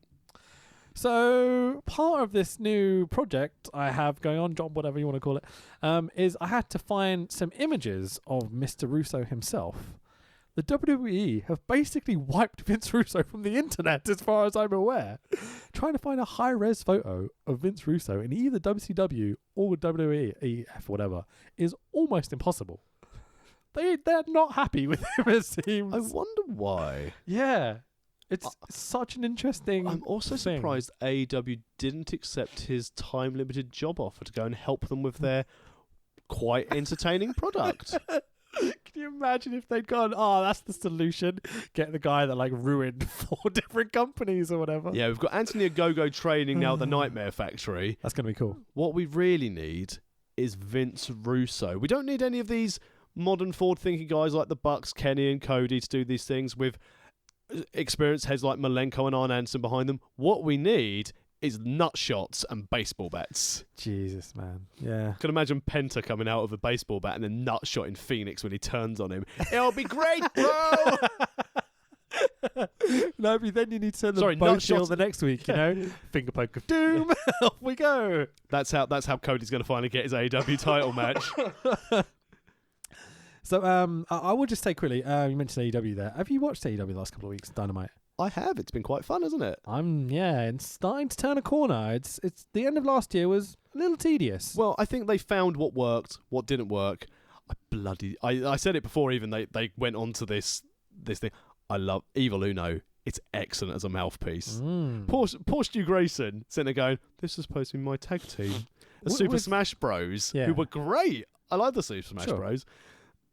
And I love the thing with Raven in the crowd, just sat there. Just randomly sitting there. It's a red herring, isn't it? Has to be a red herring. And did you also notice that Evil Uno on Twitter was like, I think he put, I can't remember what he tweeted, but it was the start of Lance Hoyt's entrance music in New Japan. Right. So obviously that's a case of, well, is Lance Hoyt going to be the exalted one? And obviously they're playing up to, it's going to be Matt Hardy. I hope it isn't Matt Hardy. I feel like they're going to pull a big twist here. I think it's going to be Hangman Page. They're also teasing. I don't think it is. I don't think that makes sense in terms of long term. I don't think it's supposed to make sense. It's a Dark Order. Yeah, maybe. They're also implying it's going to be Brandon Cutler on BTE every week. Yeah. Which I don't think it will be either. Which would be awful. Yeah, maybe. He's very good. He's a top talent, yeah. You know all the little botches he had in the first few matches? Yes. Are we sure they're not telling that story from day one? Hang on. Yeah, because if he's pretending to fail... have you seen his tag matches when he was the Cutler Brothers? Yeah. He can go. He can really go. The worst thing with me, unfortunately, with Brandon Cutler, I get him confused with, is it Pepper Parks? I'm going to say Peppa Pig. Peppa Parks? I don't know. The Blade, the Butcher, the Blade, and the Bunny. Oh, okay, yeah. Is that Pepper Parks? Which one? The younger one. The one who's going out with Ali. The Bunny. Who's going out with Ali? I'm so lost here. The older chap with the monocle. Yeah. Who I believe is the Butcher. Yeah. Yeah, he's there. Andy Williams? Yeah, that's the Butcher. I don't know their names. So the Blade and the Bunny are married. Really? In real life. Lucky bastard. I have a thing for Ali. What can I say? So, but I always get confused between him and Brandon Cutler. Because they're both bald-headed jack dudes. So, sorry, a WWF World Heavyweight Championship match. Not main event. It's not main event. Did I say main event? No, but I'm just saying. Good. Our WWF title is not in the main event. No, because it's Undertaker versus Brett for the first time ever in the main event, understandably. So Undertaker Michaels. Yeah, sorry, Sean. Yeah, I'm getting confused. I'm tired. Leave me alone. This is the masked character, the Patriot. Who isn't Del Wilkes? Oh, it's Del Wilkes. So we've got Bret Hart, our current champion, who won the belt from Taker in the whole situation, which we'll talk about in 2 seconds, versus the Patriot Del Wilkes. We get the video package that puts over Del Wilkes' American football career at the beginning. Shoot names, brother. Like, this is not the first time they do this on the show. There's 4 or 5 times talking about Dustin. There's Vince. Another one, Boss, Vince as well, being the boss. They're talking about, there's another one where they use someone's shoot name as well. I can't remember what it was. I think it was Farouk. Yeah. He talks about Farouk's previous career in WCW and the football and stuff, like the World Heavyweight Champion, all that sort of stuff. So again, this reality stuff starting to come in. It's less gimmicky. They're trying to be more real about it. This promo is a step too far. They show the guy's face. Yeah. Twice? 3 times? What is the point? Why is he wearing a fucking mask then? At least Kairi Sane, when she was wrestling in Stardom, took her mask off on the stage. Yeah, sure. And to present her wonderful-looking mask. It's present weird. Her beautiful face. Absolutely, man. So, Del Wilkes' low tone of voice and mumbly chat was lulling me to sleep a little bit during this promo because it was about 4 a.m. and I was like, what did you say? I can't believe I'm Del Wilkes and I didn't make it in the main event. So basically, the Patriot, Del Wilkes, is defending America against our fuck yeah! evil Canadian champion Bret Hart. Friends of Terrence and Phillip. Hey, buddy, not your guy. So, Patriot backstage interview after this video package. Because we haven't seen enough of the unmasked Patriot, so we're now going to have the masked Patriot. But, oh lordy, I faint for a little bit because 1997 super slutty Sonny is interviewing him. Oh my lord. She's recently been released on parole, so everyone's happy. Good for her. 1997 Sonny. Fudge. Wow. So Angle's music.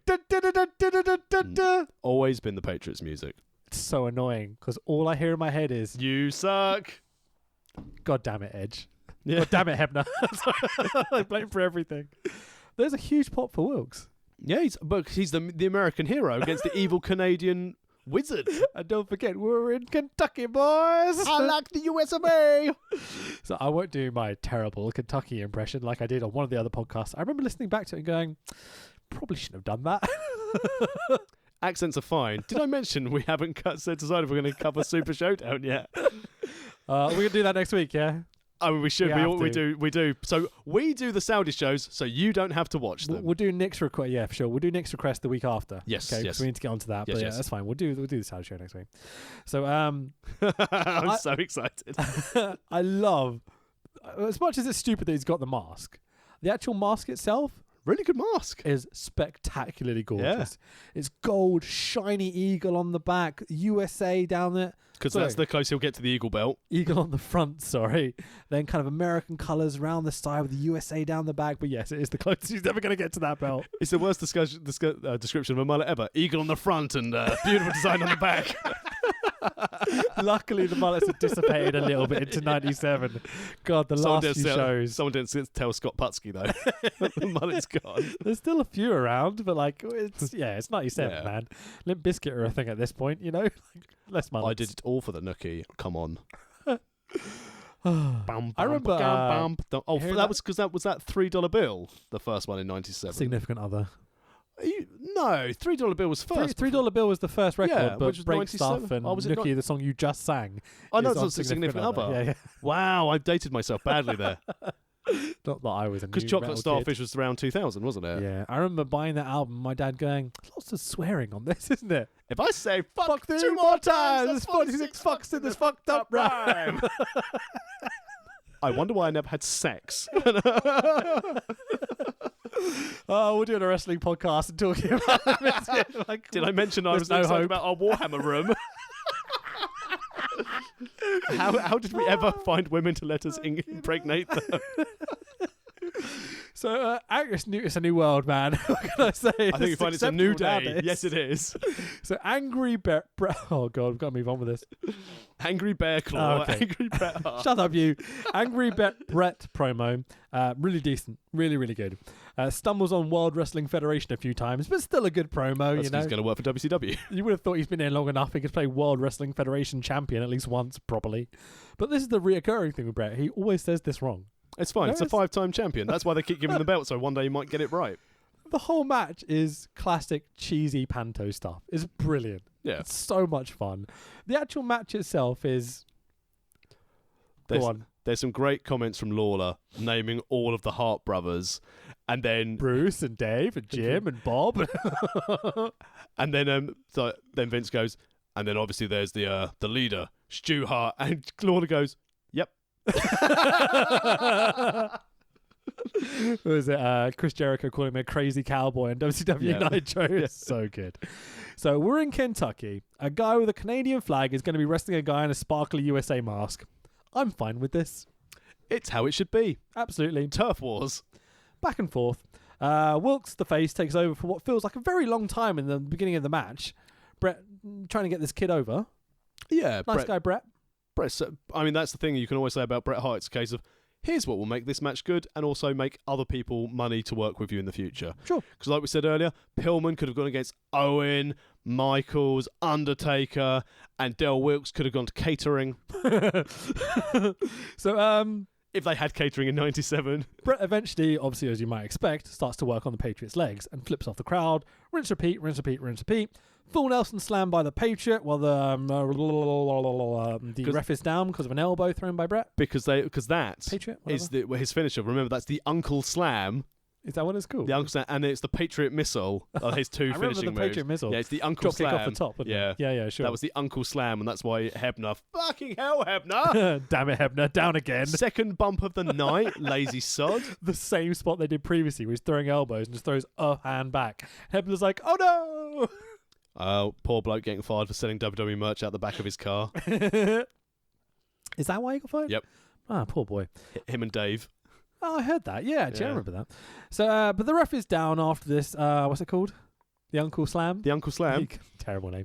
The ref counts 1, 2, but Brett gets a foot on the ropes. Oh, we could have had a new no chance that we'd have had a new champion. Now, a slightly ominous spot happens for the end of this match. Wilkes applies the sharpshooter. Can you imagine someone applying the sharpshooter to Brett? But foreshadowing. The pop it gets is so ominous because you can hear in Brett's head going, "Oh, that got a good pop. I'll put that in the repertoire." Someone else putting me in the sharpshooter. Sean, would you mind putting me in the sharpshooter in this match? Vince, he wants me to put in the sharpshooter. Great. But unlike what is about to happen at Survivor Series in 2 months' time, Brett reverses the sharpshooter into his own version of the sharpshooter. The sharpshooter. Patriot submits. The Scorpion Deathlock. The move invented by... what was that guy's name? Yep. So, and the winner, and still WWF World Heavyweight Champion Bret Hart. Like, the match is pretty bad, but the finish, the emotion I'm feeling when I'm watching this finishing happen and going, no, Bret, no, don't let other people do it to you. Also followed by the, oh no, don't let Del Wilkes tap. They played it beautifully. I wasn't into this. Well, it was USA versus Canada. Yeah, it's fine. And I'm British, so I don't give a fuck. I prefer. Well, the Bulldog was there. I almost was just like, I much prefer Canada to America, which is true. They've got a better maple syrup. Yeah, sure. So Brett tells the crowd to kiss his ass and beats down Del Wilkes afterwards. I love his little slap his own bum spot. Yeah. Pretty funny. Even giving Wilkes a brutal-looking pile driver after the match. It did look kind of terrifying. Wilkes is just like a straight line going into the mat. It's all he deserved, really. Del Wilkes. Yeah, it's all he deserved. He's the face, dude. Yeah, exactly. And then he was gone. Obviously, you know, he was in World Championship Manager.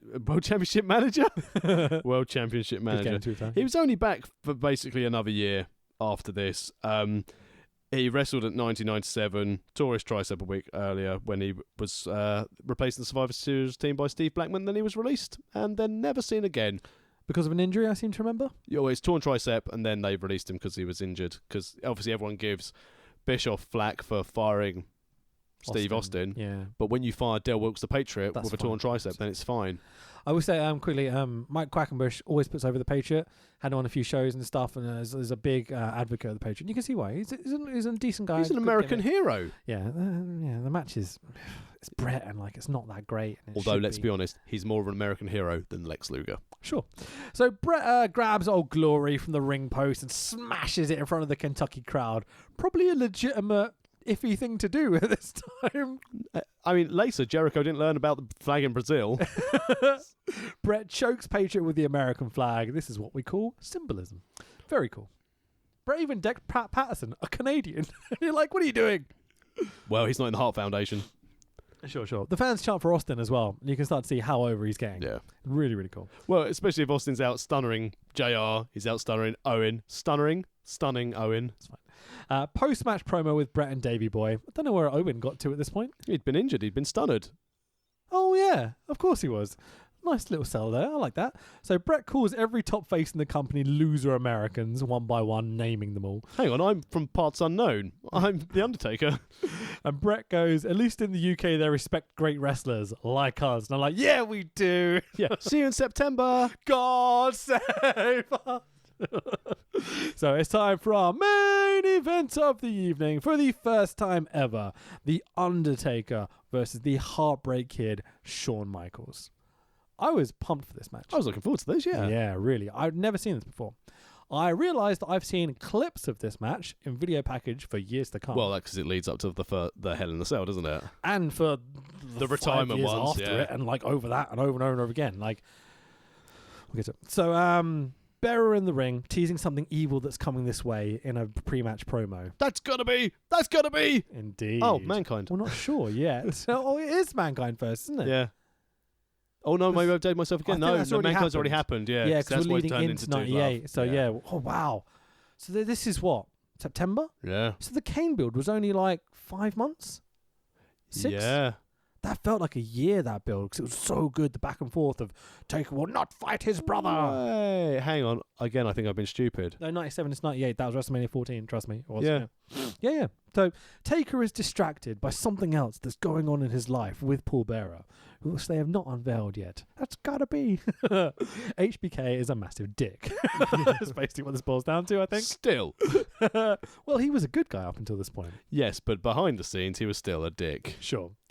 Lost his smile a little bit. Careless. So HBK was the ref for Brett Taker. Brett spat in Michael's face. HBK swung a chair at Brett, hitting The Undertaker. Awkward. Brett pins Taker. HBK reluctantly counts to 3. Why did he count the 3? It makes no sense.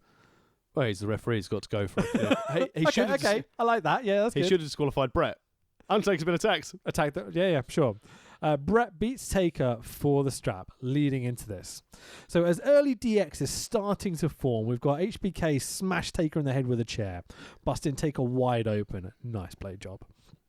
Flooding full of fucking blood all over his face. Looks horrific. Not black and white again on the network. Look, well, they don't black and white blood on the network. Oh, they put the PG-13 shit at the beginning, don't they? If it's like blood or whatever. Yeah. I remember. Okay. So Taker says, at ground zero, you will pay the ultimate price. Shawn Michaels, you will rest in peace. And HBK cuts a heel promo backstage by himself. Is like, I don't rest in peace for anyone. Okay, good. HBK literally has red eyes and is admitting to not sleeping for 10 years because cocaine is a hell of a fucking drug. He does not look healthy. He's not in a good way at this stage. No. He's got bloodshot eyes that kind of pinch. They're a bit like mine. But like, you know, Wait, mine what? aren't cocaine, I promise. But like, you know, I might have break my nose 6 times as a rugby player. But like, you know, Sean just, yeah. He's not in a good place. Nah, man. It doesn't show in his match, though. In ring, fine. His personal life, bell to bell, top drawer. This is, I think, some of the best I've ever seen out of Sean. Up until his match at 25. Because Taker, again. Yeah, sure. But like, you think about what's about to happen to Sean with Taker. Yeah. He's about to do that spot in the casket match. He's going to take out his back. He's going to have to drop the belt to Austin, which makes Sean benched for years and years and years until we get to 25. Is it 25 when he comes back? No, it's well before that. Okay, I thought it was. Yeah, because he came back in 2002, 2003. It was the whole Jesus the Elimination Chamber shit, wasn't it? Yeah. And then I think Triple that's when he H came back. stuff 2 out of 3 falls. Again, great stuff. But this is amazing. really... Triple H is always involved in storylines that actually have story. Interesting. Yeah, interesting, isn't it? Yeah. But this HBK here is, my God, if that back injury hadn't happened, but it's the bumping that makes Sean so good. But I think if that back injury hadn't happened, he would have gone very badly. Yeah. I think he needed to have to step away from the business. Do you reckon it would have gone like Hogan power levels of corruption and no? I think he'd be dead. Oh, because of yeah, maybe so, man. I think that back injury saved his life. Endless money, endless power. It feels like at this point, you know. Yeah, that's. So it takes HBK a minute or so to walk out after his music starts. You know, had to tidy up that last bump. Wrestling bump. Crikey. HBK pose in the ring with the pyro in the ring, but the pyro doesn't go off. HBK finishes his pose and the pyro goes off. I've never seen a man look more frustrated and pissed off over the smallest shit ever in my life. I hope this was a rib. He throws up a wanker hand gesture at the pyro guys and proceeds to mock the people he perceives as fucking idiots operating the pyro, not even attempting to hide his absolute disdain for them. Like the disgust on his face. He emotes quite well. Cocked up my entrance. Do you know how pissed I was at Storm Cara for ruining my entrance at SCPW if I had no power? You can understand the frustration, but I mean, you know, as a professional. No, fucks off. No? Okay, fair enough. So the lights go out. Sound rumbles around the arena. The pop for this Undertaker. OVER, man. He is over as fuck right now. All in black, goth Taker, wet hair, purple lights, the little black tear on his face. Because he killed someone. Yeah, that's what they're implying. Probably his father. That's the gimmick, isn't it? I thought it was a mole at one point in his life, but I don't know, whatever. Austin Powers came and was like, mole. Is this the best Taker? No. To me, this is close to best taker versus best Shawn. Ministry Taker's the best taker. In terms of matches, though, there's not much. The thing is, Undertaker's an excellent worker when he's got someone he can work with.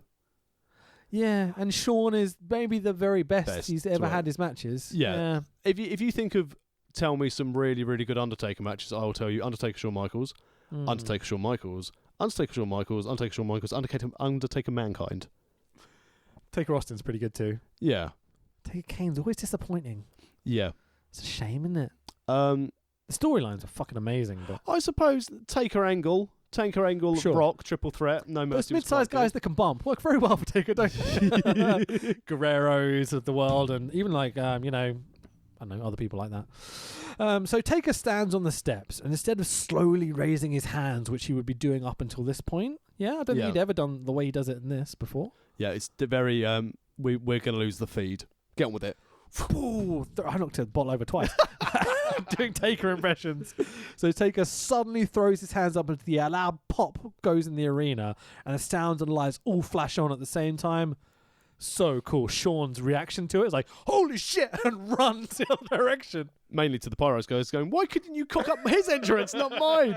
Can you imagine them Taker sitting there going, huh? And then no lights coming up. Terrible. Be amazing. He'd be furious.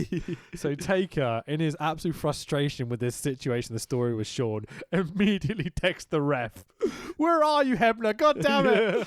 So HBK bails out. Wait, there's still 30 minutes of pay-per-view left, and he's already decked the referee. How are they going to do this? Third ref bump of the show. Fucking A, man. So Sarge back out and send HBK to the back towards the ring, because HBK is trying to leave, and Sarge is like, no. Taker picks up the ref in the ring and vaults him across the top rope. I'm like, this poor referee. I was shouting, this is the best thing ever on my screen watching this happen. And it's a really good thing that Shawn Michaels really cared about the referee. He power slammed the referee over the top rope to the outside. Yeah, taking out the trash.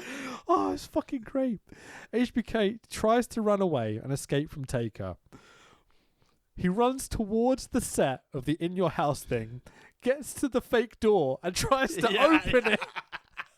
And is scratching at the door, trying to escape as Taker comes up behind him. This is my favourite spot I have ever seen. I could not stop fucking laughing. You can imagine them seeing this set and being like, you know what we could do. Yeah, but I guarantee you didn't tell Taker that's what he was doing. He's like, you know what's going to be funny to Triple H. And Undertaker's like, walking up the ramp going, what the fuck is he doing? It was so funny. He goes to open the door with the handle, goes, oh no, and turns around to see Taker coming for him. This staging's fake. Like a cat trying to get in the door. It's like, no, scratching. It's so fucking good, man. Holy shit, Shawn. Like, just the absolute best. I've lost my spot a little bit just to actually... This is my favourite spot of all time. I don't think I've ever seen anything funny in that. Like, this tops Liger Owen off the top rope DDT for me. Like, this is absolutely the best. HBK bumping like an absolute boss for walkie brawly Undertaker. Yeah. It's all right. Taker tries to pin HBK, but there's no ref dummy. You just murdered him in the previous segment. Sarge sends down Hebner. Hey! HBK throws himself at the feet of Earl as he gets to the ring, and he's like, he's killing me. Disqualify him. Help me. Shawn's so good, man. Hebner finally rings the bell. God damn it, Hebner. And off we go. HBK cheats here and there to get in the occasional attack on Taker, but this match is nearly all strong, hard boy Taker getting his revenge on obnoxious Shawn Michaels, and it couldn't be better for me. The way they're telling the middle of this story. The best person to sell versus the most devastating over big guy face. There's like one constant screaming noise from all the fans because they're just like, this is amazing. And it was. It really was. So much fun, man. And Shawn shows why he's considered one of, if not the greatest of all time with his selling. Like, there's literally moments this where I'm watching it draw on the floor like, this is better than anything I've ever seen. When people have the discussion of who is like the best wrestler of all time, and a lot of people go for Ric Flair never sold like HBK. I'd agree with that. Yeah, they're close, but Ric Flair has 4 or 5 things he does, and he does them very, very well.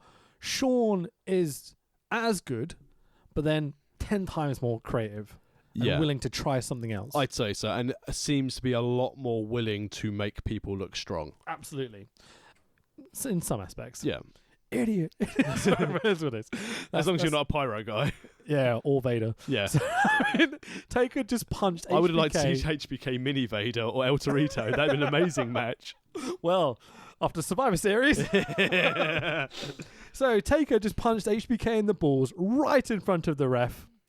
Damn it! Oh! Thank you very much. Again, he's not having a good night, is Mr. Hebner. You're right. Russo is on the booking courtesy at this stage. Yeah, sure.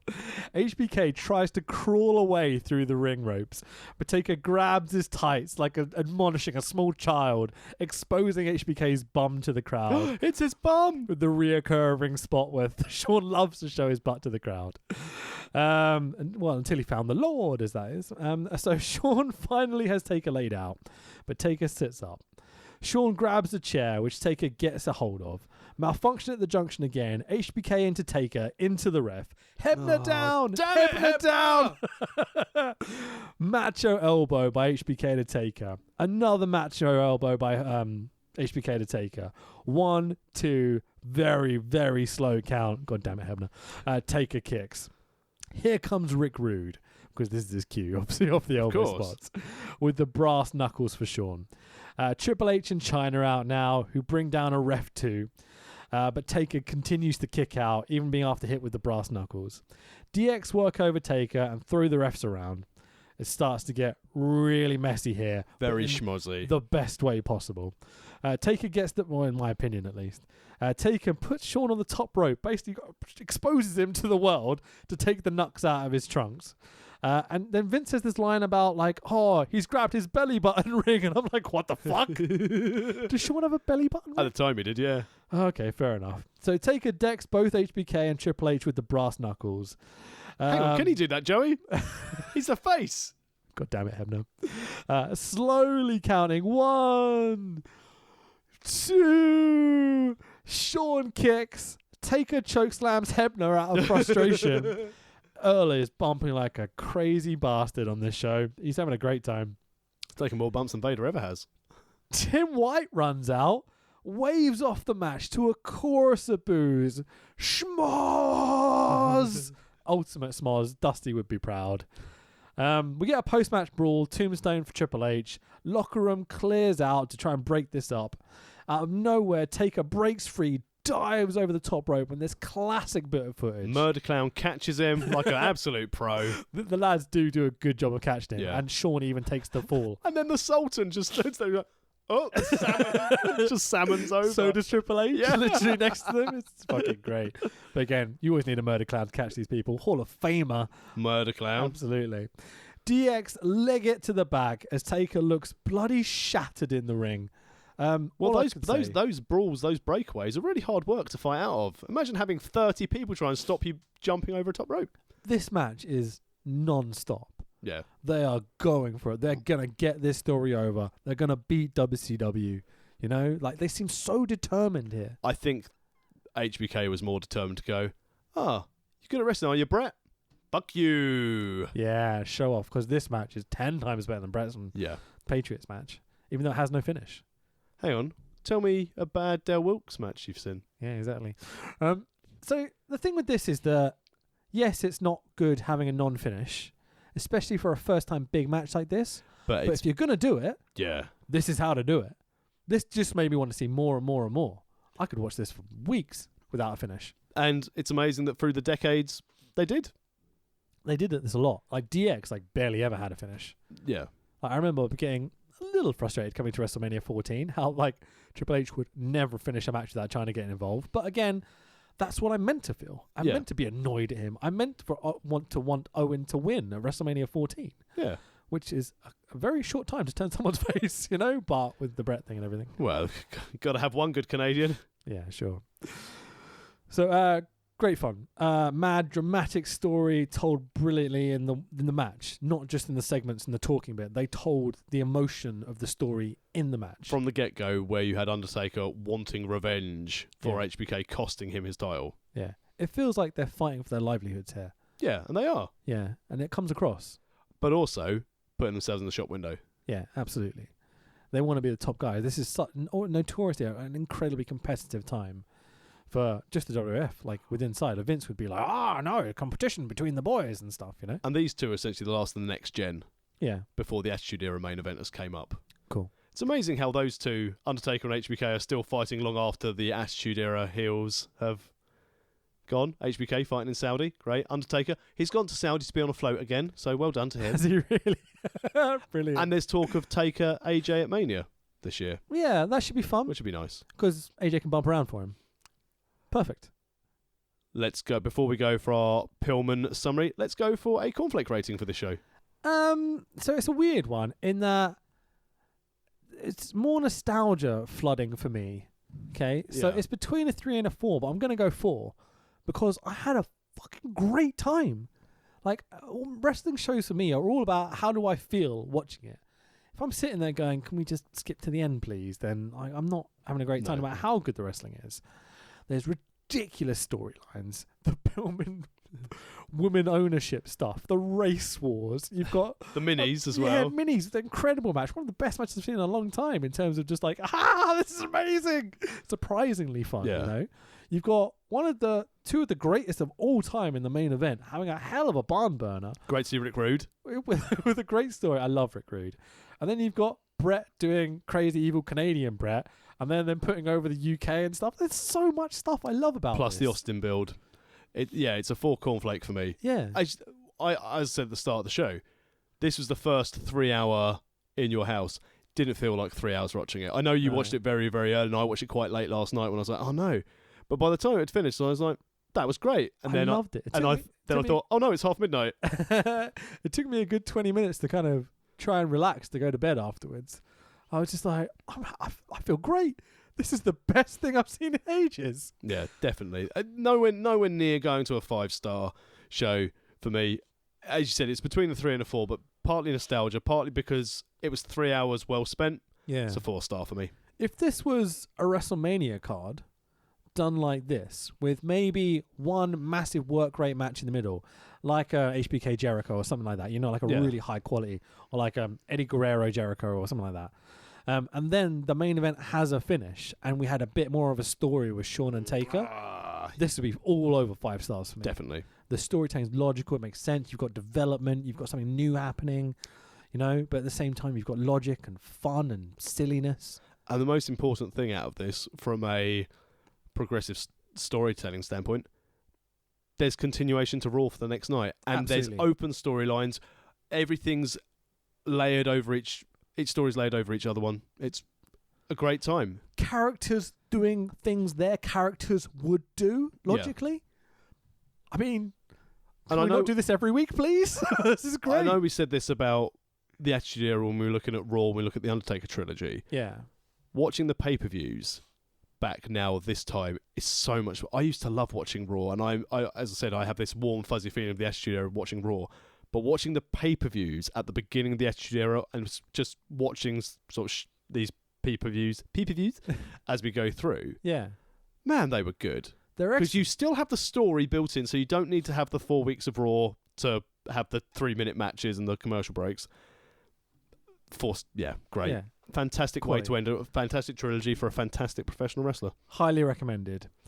I mean, let's round off some Pillman stuff. There's not really that much to say. Other than the sad bits. Yeah. He goes on to have a few more matches. This was his last match, this last pay-per-view that he was ever on. Yep. He goes on to have a few more matches here and there, does some Raw, does some house shows, does some really fun segments on Raw. Never fully really recovers from the car crash, I think it's fair to say. Goes to a hotel one night, has a beer, has his painkillers, I think it was. Yeah. Notorious. And they found him next day dead, which is devastating, man. I remember Pillman being the first wrestler where they did the 10-bell salute on Raw, watching it, and I was like, oh. Because obviously you'd seen wrestlers who had passed away who were no longer with the company, or were more of the older generation, they'd passed away. But it was the first time an active. I think the ones that really stuck home for me were Pillman and Guerrero, and for 2 to 3 hours. Chris Benoit, obviously. Yeah, absolutely.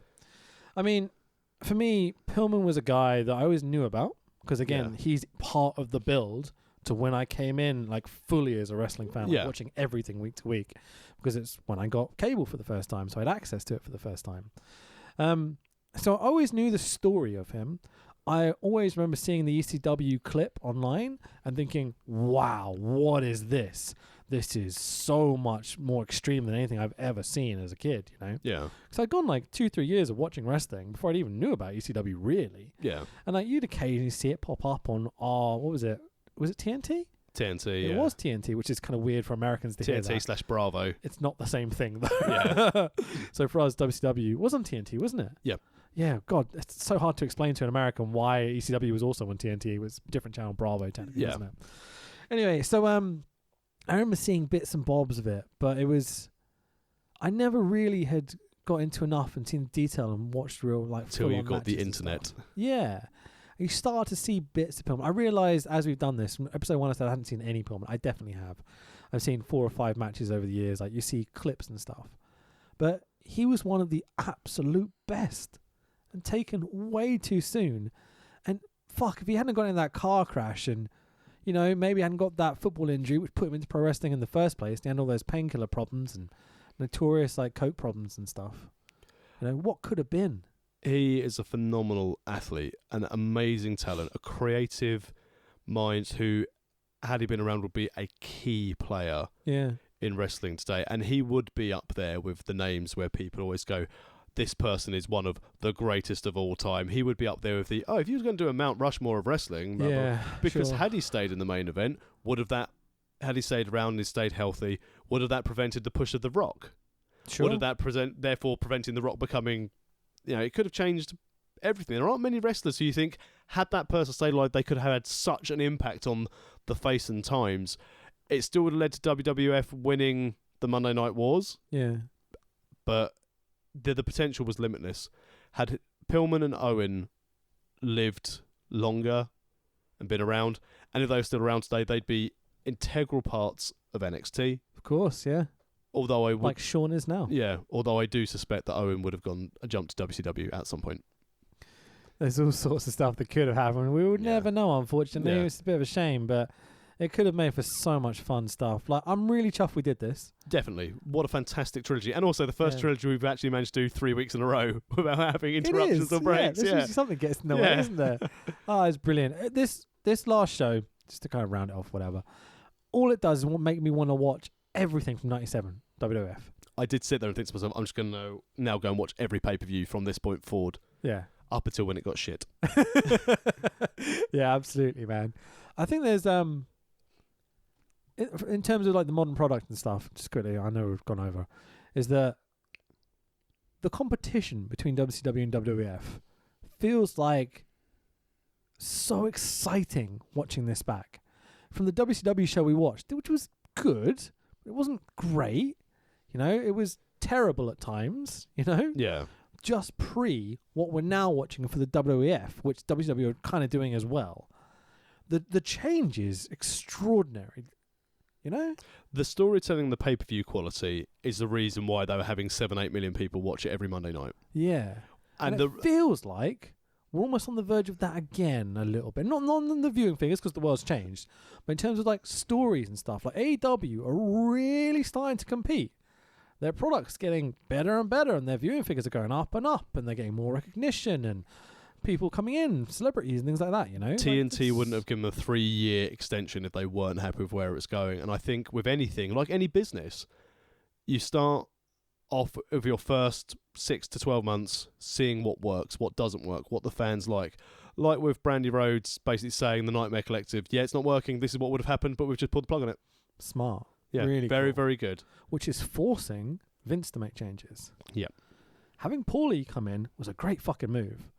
You know, there's bits I don't like that I pay attention to. There's bits about NXT I don't even like. But the quality of matches, and we're starting to get some really fun, silly, bonkers storylines coming back in. Yeah, hello, Rusev. Yeah. But Liv Morgan and Lana. Like yay! 10 years without fun, stupid storylines almost. Yeah. Like, that's an exaggeration, but you know what I'm saying? Like, I feel like the generation of kids that aren't watching wrestling, hopefully this next generation of kids that might come across it, might see something more interesting and developed and a bit edgier and a bit dirtier and filthier. You know? As I said before, this is how I see it going, because it's like toys. They go on 10-year cycles when they're popular. Wrestling's now going to go from the period where we've now got to the tail end of where WWE essentially has got to be shit.